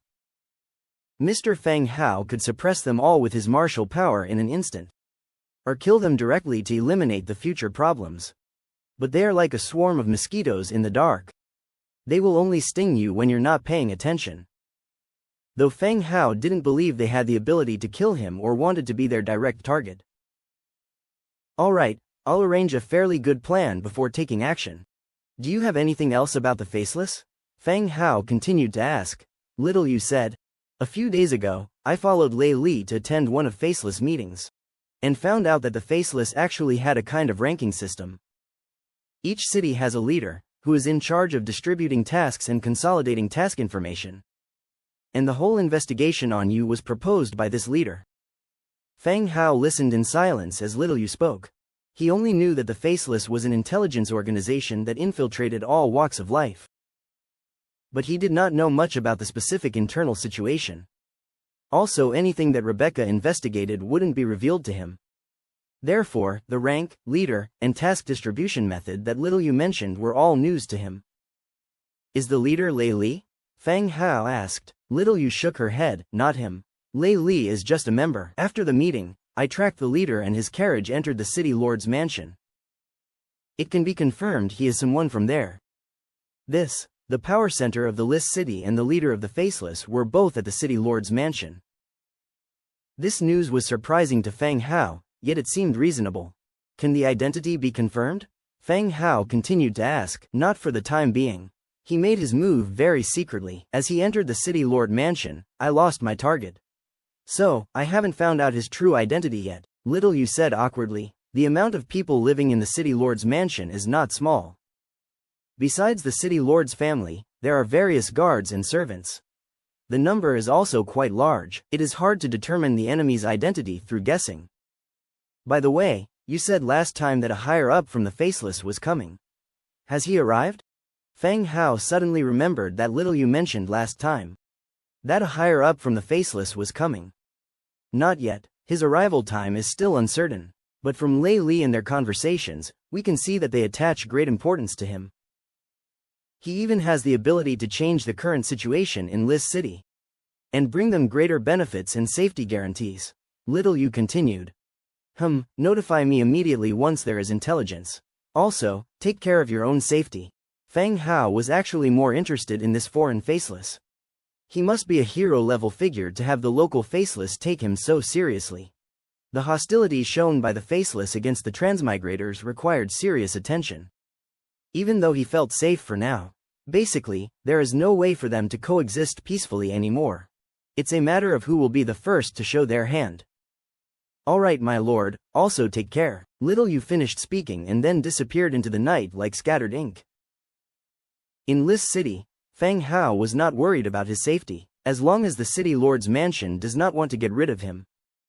As for any assassination attempts, Demetria and Rolana's presence would be enough to ensure his safety.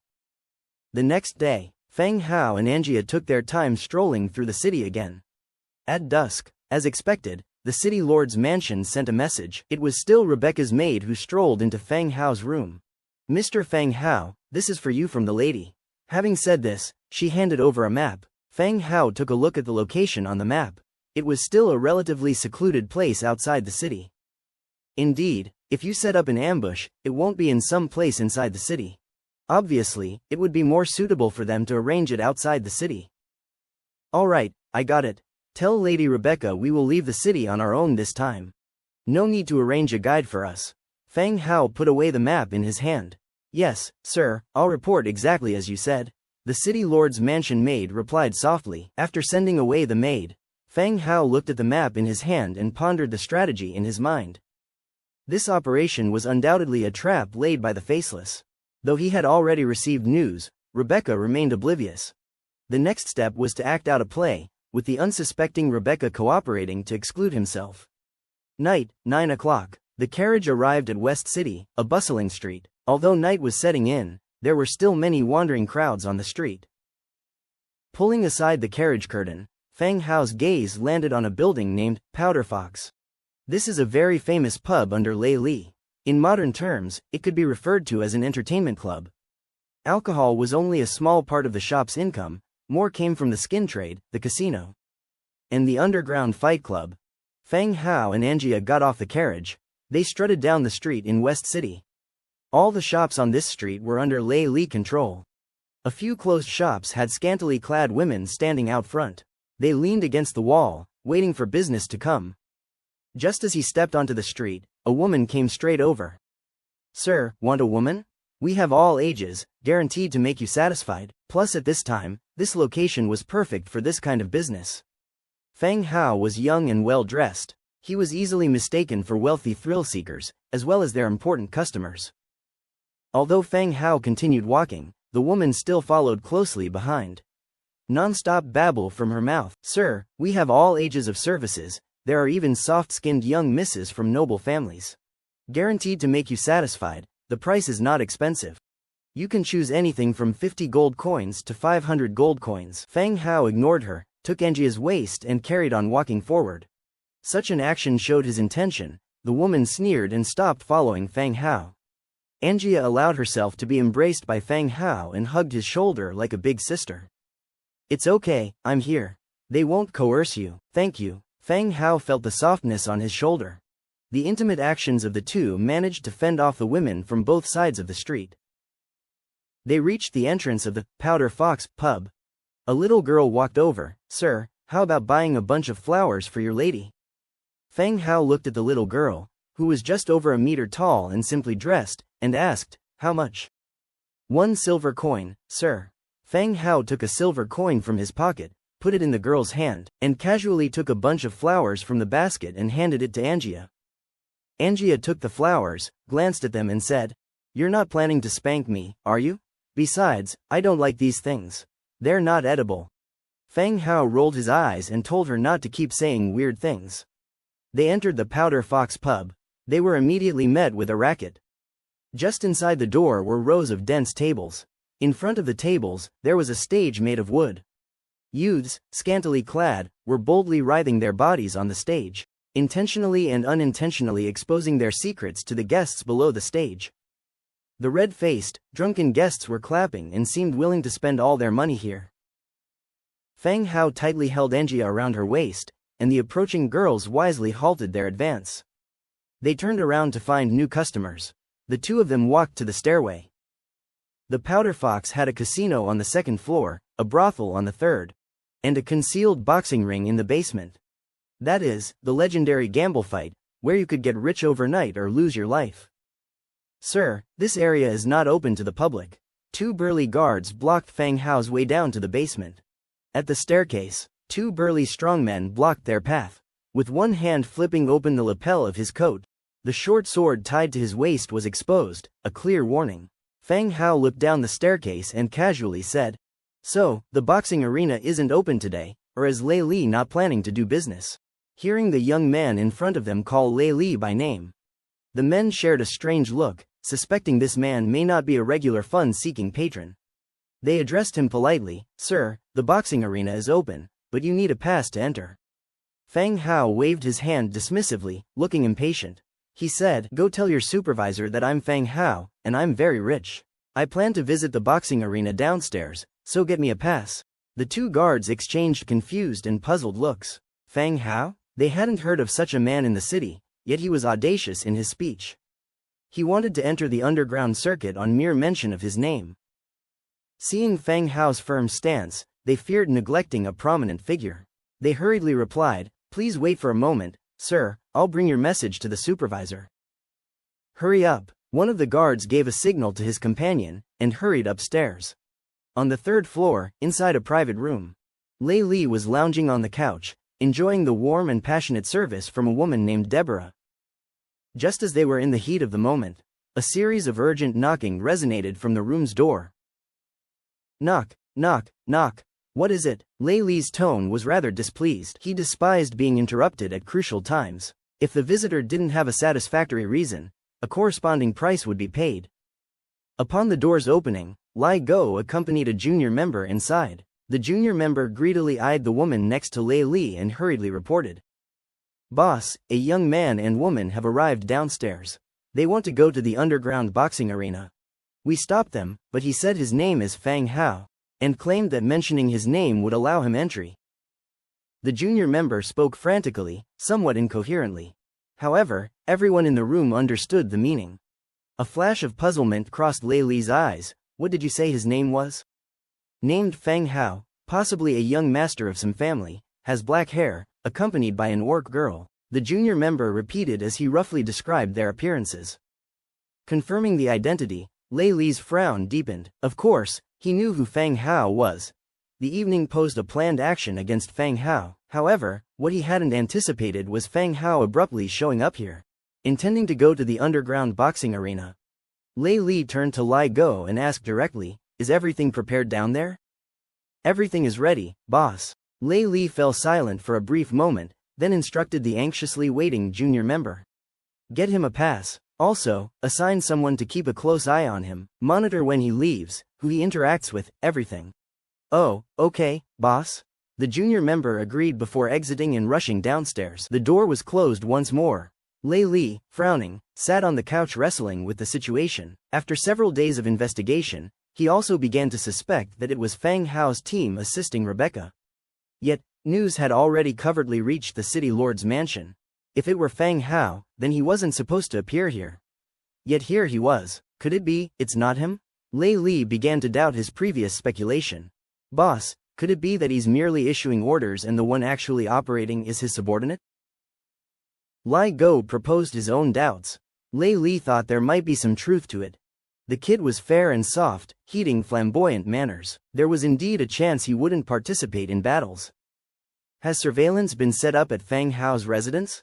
Lei Li continued his interrogation. Rest assured, boss, arrangements have been made to monitor his residence. Not even a fly could slip past. Lai Go assured. Lei Li gave a satisfied nod. Today was the day he would verify if Fang Hao was indeed assisting Rebecca. Let's go. Let's see what this boy is here for. Lei Li got up, took a few people with him, and headed out. Fang Hao waited a little while downstairs. The guard who went upstairs returned, hurrying down. He quickly said, "Sir, right this way, this is your token. Once in the boxing arena, you can use this token to place bets. I hope you have fun." The guard's attitude had undergone a complete, 180-degree transformation. He was bowing his body the whole time, even more humble and respectful than when addressing a noble lord. Fang Hao casually accepted the token, which was marked with the number 72 in red paint. "Well, continue with your work." Fang Hao, accompanied by Angia, proceeded down the stairs. The defenses of Lei Li's casino were indeed rigorous. Walking down the stairs, they underwent 4 identity checks. Only when the last 2 guards had inspected the information on the wooden plaque did they give way and allowed the 2 to enter the boxing arena. The lights were no longer dim. 4 huge nightstone chandeliers illuminated the entire basement. The air was filled with an intoxicating herbal scent and a faint trace of blood. Kill him, kill him. Damn, all my bets are on you. Get up, you useless bum. Attack his lower body, kick him. The basement was spacious. In the center was a ring enclosed for fighting. Apart from the first level, there was also a second level of spaces, private rooms set up around the ring. On the ring, 2 burly men covered in blood, shirtless, were entangled in a fight. Beneath the ring, cheers and yells accompanied the match, loudly encouraging and rooting for the contestants they'd placed bets on. Fang Hao and Angia, observing this spectacle for the first time, halted at the stairwell. As they paused, a curvaceous lady approached them. She smiled and said, "Sir, madam, could you please show your number plates?" Fang Hao casually handed over the number 72 plate to the lady. She looked at the number before saying, "Sir, your seating area is this way." With these words, she led Fang Hao and Angia towards the public viewing area. Seems like the numbers on the plates corresponded to the designated seating areas. Apart from the public seats surrounding the central ring, there were also private rooms on a higher level. Are these private rooms open to the public? Fang Hao inquired. Yes, sir, the private rooms cost 5 gold coins per hour, and they offer a better view of the matches. The lady replied while turning around, her face lit up with a smile. Seems like she would receive a decent commission by selling a private room. Book 1, do I pay now? Fang Hao asked. The lady's cheeks blossomed into an even brighter smile. Her voice was sweet and soft. No need for immediate payment, sir. I'll note it down and you can settle the bill when you leave. All right, let us there. Certainly, sir and madam, follow me. The lady took to leading the way. Along the way, Fang Hao learned about some of the rules of the underground fighting arena from the lady. There were 2 rules in the ring: bare-knuckle fighting and weapon combat. Once someone stepped into the ring, they essentially signed a life or death contract, absolving the arena of any responsibility should there be any fatalities. And the spectators below the ring were sometimes more keen on brutal, violent spectacles. The victory rules included knocking out and killing the opponent. There were no restrictions on rounds or scores. It was all about who could last longer in the ring. And this brutal way of competition did inspire the fighters' zeal to some extent. Near-death comebacks were not uncommon and brought high entertainment value to the matches. They reached the second floor of the underground arena. The lady opened a private room and continued. Sir, we offer free drinks and cakes here. The items listed on the menu come at an additional cost. You can place bets on the fighters in the ring, not just on who wins, but also on how long a competitor lasts and the number of times he defeats his opponent. All right, I'll bet 100 gold that the red corner would win. Fang Hao didn't believe that Lei Li hadn't arranged someone to keep an eye on him. If he was in an underground boxing match, he had to act like a gambler. Not playing at all would arouse Lei Li's suspicion. The lady's smile deepened as she took the money from Fang Hao. As she did so, her finger lightly brushed against the back of his hand. I hope you guessed right, sir. If I win, remember to come back for your tip. Oh, thank you, sir.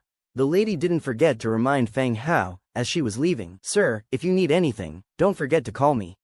Fang Hao understood the implication behind the lady's flirtatious behaviors. Down here, a hostess seeking to please a wealthy client would not mind providing some special services. Help the client to relax a bit. Finding men in here was a way quicker route to making more money compared to soliciting on the streets. After the lady had left, only Fang Hao and Angia remained in the room. Angia began to snack on the complimentary cakes. Fang Hao moved to the window of the private room, looking down at the bloody, brutal fight taking place in the ring below. The crowd in the stands was bristling with excitement, cheering loudly. They were all chanting, "Kill him, tear him apart." The private suite offered not only separation from the crowd but also a good degree of privacy. Fang Hao could see the entire audience in the ring, while the crowd below was unable to see him.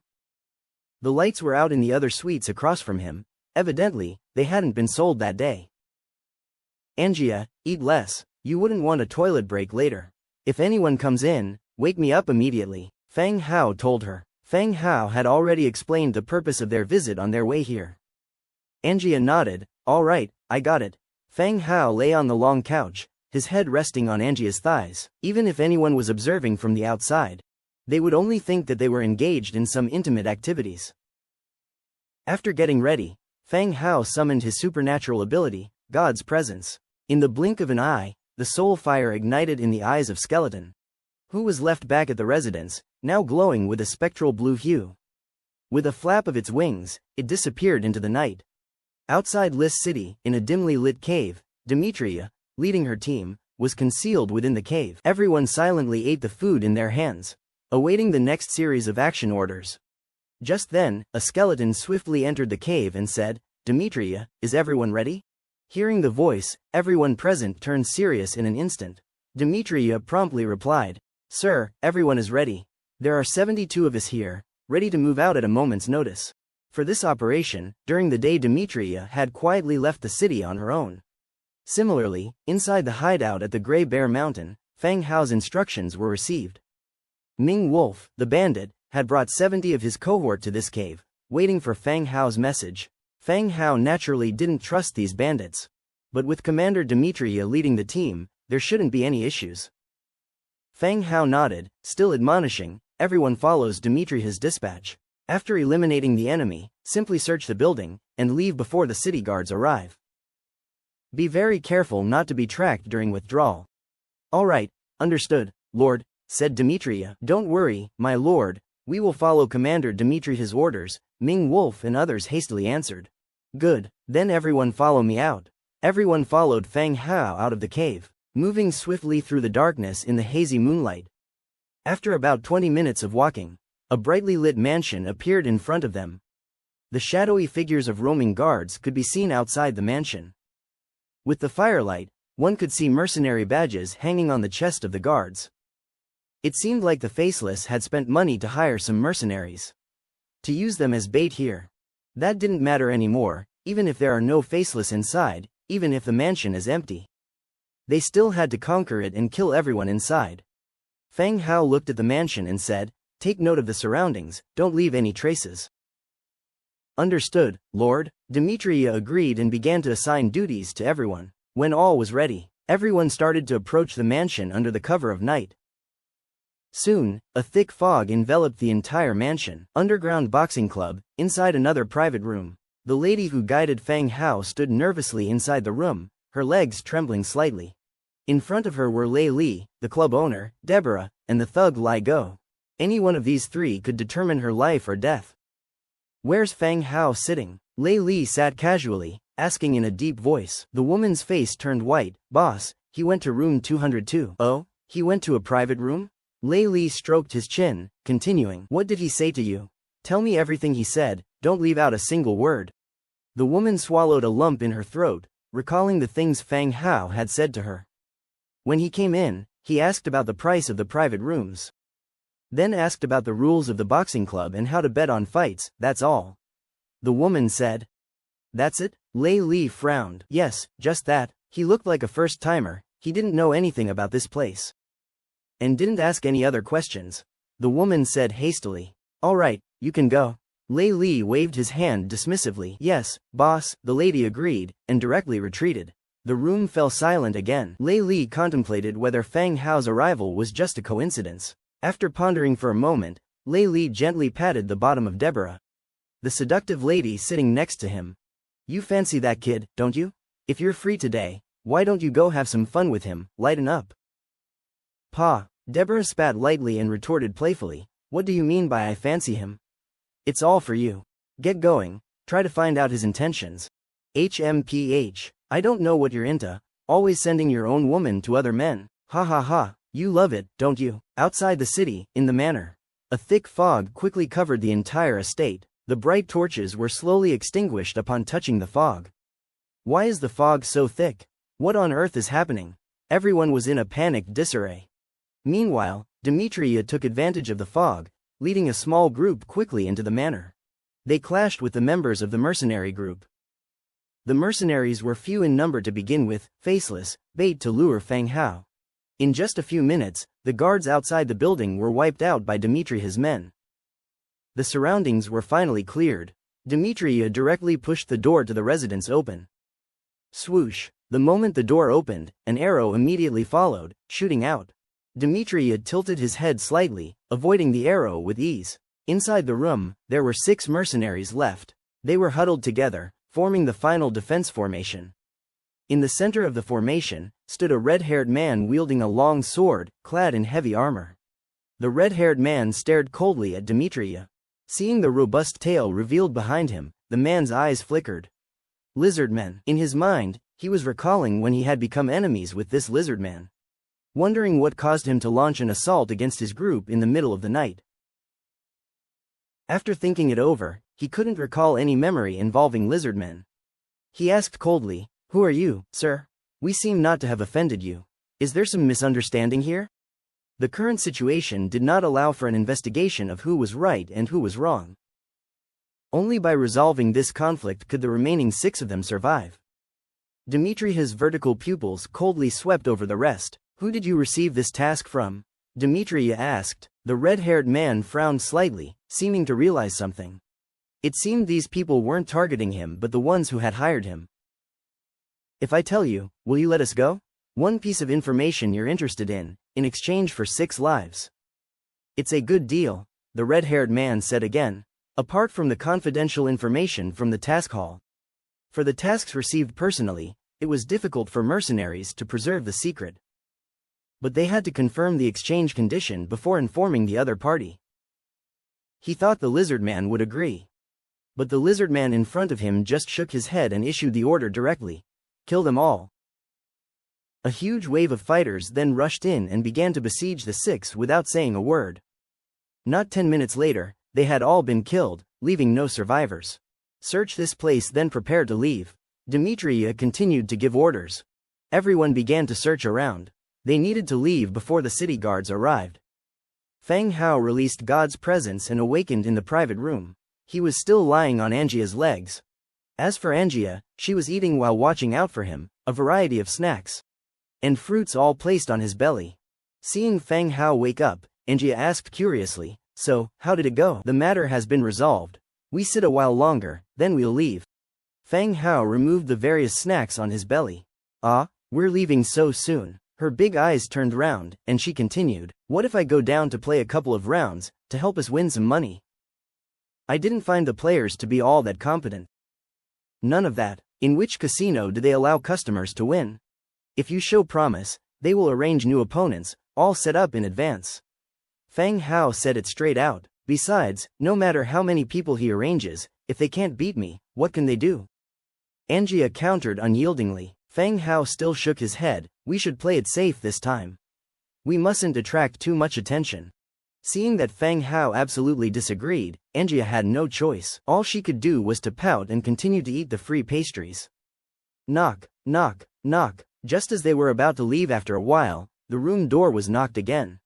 Come in. The door opened, and the previously met woman walked down again, squeezing out a somewhat stiff smile. Sir, you guessed correctly in the last match. Would you like to place another bet? Bet all the remaining money that the red team would win, Feng Hao continued. Okay sir, your previous capital plus rewards total 140 gold, all have been placed on the red team. The woman replied respectfully. Alright, I will not bother you and the lady anymore, the woman said and slowly retreated. But the door was not closed.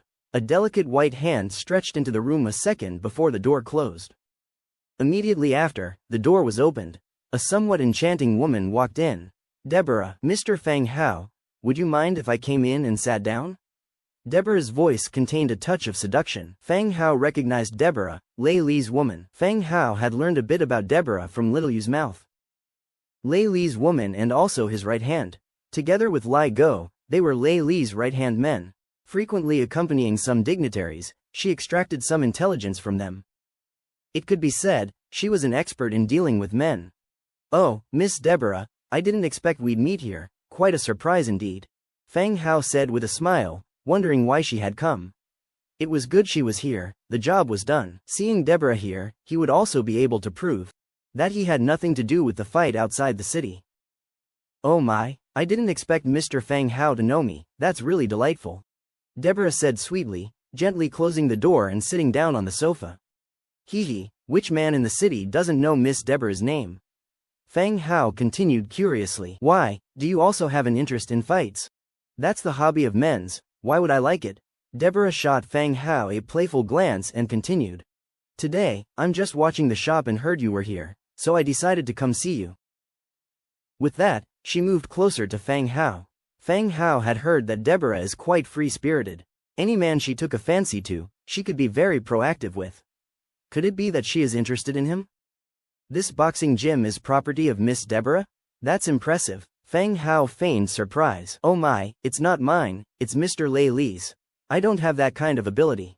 Deborah said with a soft voice. A waft of fragrance entered Feng Hao's nostrils. Deborah looked quite good, and was very adept at stirring up men. But Feng Hao wasn't greatly interested in her. This woman, who had a close connection with the Faceless, he didn't dare to get seriously involved with her. He subtly shifted to the side, creating some distance. He turned to Deborah and said, that won't be necessary, we're just sitting for a while before leaving. Deborah raised her eyebrows. She did not expect Fang Hao to reject her. Changing her approach, she continued, Mr. Fang Hao, you look a bit tired. I know some massage techniques. I could help you relax your muscles. It seems like Deborah is here to probe for Lei Li's instructions. And he needs Deborah here until news from the manor outside the city reaches Lei Li's ears. In order to achieve what he wants. Understanding the situation, he lazily lay on the sleek sofa. I'll have to trouble Miss Deborah then. No problem, Deborah said, then knelt beside him, gently massaging Fang Hao's back. Angia sat beside them, scrutinizing Deborah. She looked harmless, just an ordinary woman, so Angia wasn't too concerned. While Deborah was massaging, she asked, Mr. Fang Hao, are you from the outer city? I heard the north of Prul City is all orc territory. You don't live in the orc city, do you? Fang Hao didn't look at her, but he knew she was seeking information about him. Our place is actually a place where humans and orcs live together, Fang Hao replied. Oh, those orcs? Deborah started, glanced at the orc girl beside them, and quickly changed the subject. I heard you designed many clothes for Lady Rebecca. When can you design a few sets for me? Anytime, so, you're quite familiar with Lady Rebecca. Not exactly, but she did place several orders from me. I had no choice but to make the long trek here. I see. The two chatted for about 20 minutes. Deborah was probing for information on Fang Hao, and through her, Fang Hao managed to obtain some of the information he wanted. Indeed, Lei Li's means were commendable. This boxing gym was more than just a normal betting place. Nobles from the city and even further afield would come here for recreation. They could even use some trivial means to launder the money they had. This indicated that Lei Li inevitably had connections with many nobles. No wonder no one in the city could lay a finger on him. Mr. Fang Hao, you can turn over now, Deborah said again. Fang Hao obediently turned over, moving from laying on his stomach to laying on his back. I've heard there are many bandits outside the city. Did your merchant caravan have a safe journey? Deborah casually asked. Fang Hao smiled. I'm not afraid of bandits. I have my own mercenary group in charge of escorting. Oh, so your mercenary group is quite outstanding? Not bad, their number isn't that large, they just take care of security, they can't handle other tasks. Fang Hao gave a nonchalant reply. The two were talking casually. They were each inquiring about each other's information while evaluating its veracity. They knew quite a bit about each other now. Deborah flirtatiously said, so, shall we relax a bit more intimately? Knock, knock, knock. There was a soft knocking sound from outside the door. The next second, the door opened and the girl walked in. She kept her head down without observing the situation inside and directly said, Sir, here are the 450 gold coins you won. Miss Deborah, Boss Lei Li has arrived and is asking for you. Upon hearing these words, Deborah's complexion slightly changed. Did Lei Li call for her to return? It seems like something had happened. Unfazed, she redressed and, without minding the girl's presence, told Fang Hao, Oh dear, Lei Li is here, I'll accompany you next time when he's not around. Having said this, she threw him a flirty glance and briskly walked out of the room. Fang Hao looked at the girl and said, Just keep betting, after a couple more rounds I'm going home. Yes sir. The girl exited the room once more. Once again, only Fang Hao and Angia were left in the room. Why are you so slow? See, the man's already back, Angia said in a disappointed tone. Ah, is that my fault? Fang Hao was getting dressed. She was right there and you couldn't seize the opportunity. She is Lei Li's spy. If we did anything with her, it would have been easier for things to go wrong. Fang Hao explained in a hushed voice. Fang Hao glanced at his watch. From the end of his god's presence to Deborah's departure it had taken 23 minutes. This was quicker than the speed at which news could be sent back from the manor on the outskirts of the city. It was possible that the Faceless had some special methods of transmitting information. It wouldn't have been through the sound transmitting shell, else it wouldn't have taken 23 minutes. Oh, really? Angia set aside the snacks in her mouth, gave Fang Hao a little push and said, I can give you a massage too. She wiped her hands on his body and began to apply pressure to Fang Hao's chest. No, Angia, are you kneading dough? What, is there anything wrong with it? Angia didn't notice any difference between her massage and the other woman's. I feel like you don't see me as a person. In another private room Deborah came back in a hurry. As she opened the door, she saw a man with short hair and a small beard standing in the middle of the room.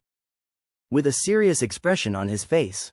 Deborah knew him, he was the one assigned to monitor the manor on the outskirts of the city. Deborah asked with a furrowed brow, "What happened?" "The city lord's soldiers have been dispatched. They've surrounded the manor on the outskirts of the city." The bearded man answered. After a quick glance towards Lei Li, Deborah continued to ask, "Have we figured out who those people are yet?" "We've been monitoring the manor, but when the fight broke out, the manor was covered in a fog. And we couldn't identify them. We can only confirm that there were quite a few of them. At least 70 to 80. The man replied quietly, his head bowed. "Didn't you trail them?" "We did, but halfway through they scattered in the forest, somewhat like the whip-carrying bandits." "So you're saying you lost them? What a bunch of losers, you've wasted so much effort for nothing." Deborah cursed angrily. "Enough, you can go. Tell those brothers to come and get their money tomorrow."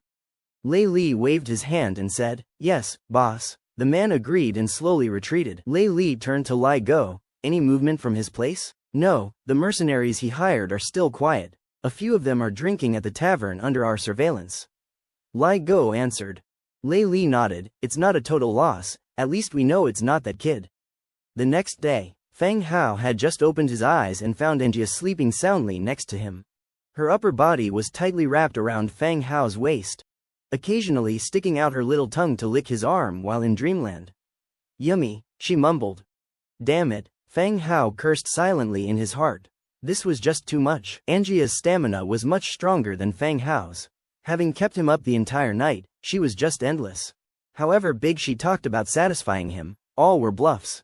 When the time came, she was all bluster and no substance. It took a lot of effort from the two of them to finish their act. Gently patting Angia's perky butt and pinching the little tongue she had sticking out, Fang Hao woke up the lazy girl. "Spit, are you sick? Why are you pulling my tongue?"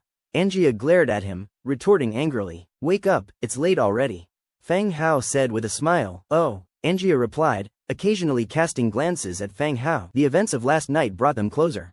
Angia's loyalty also rose from 98% to 100%. Fighting Tooth Angia, her loyalty to you has reached 100 points and will not be affected by any negative statuses such as betrayal or dissension.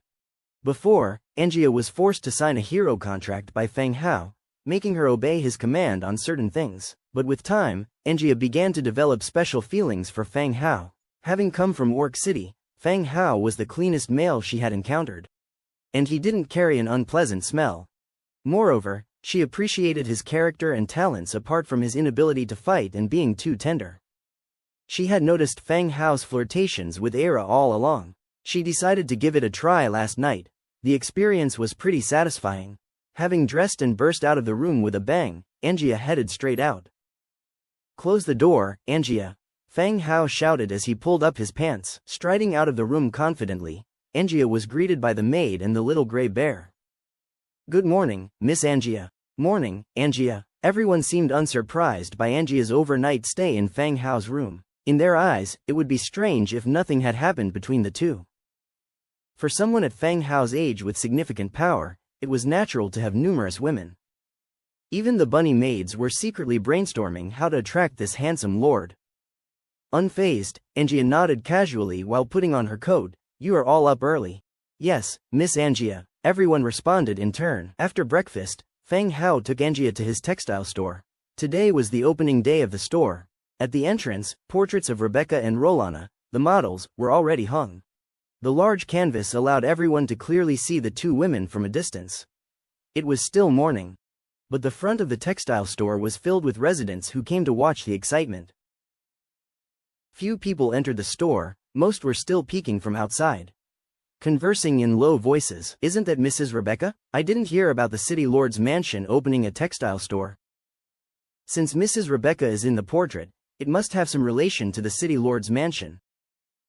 "Oh come on, look at the name, Bone Textile Store. How could it be opened by the city lord's mansion?" Bone Textile Store? The priests at the temple are wearing clothes from the Bone Textile Store now. So it seems this Bone Textile Store is indeed impressive. Both the city lord's mansion and the temple wear their clothes. I wonder how their prices are. Yeah, hope it won't be too expensive. Just go in and check, it won't cost anything. The town consisted of two types of people. One type were the dignitaries, who had ample funds and were more concerned with fashion and brand names. This high society would mimic Rebecca's style as the trendsetter. The advertising with Rebecca perfectly met these people's requirements. The second type was ordinary residents who valued practicality and price more. The fact that the city lord's mansion and the temple were both wearing clothes from the textile store satisfied the public's credibility. If the price was right, they would choose to shop here too.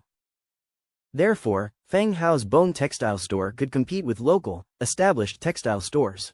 It might even surpass them. Soon, people started going into the shop one after another to pick out clothes they liked.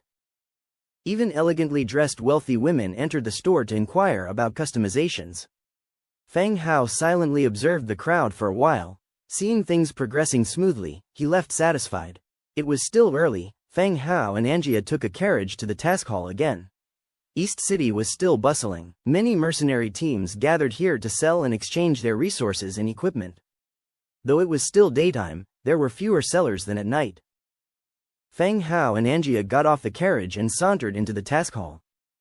The hall was filled with mercenaries waiting to receive and finalize their tasks.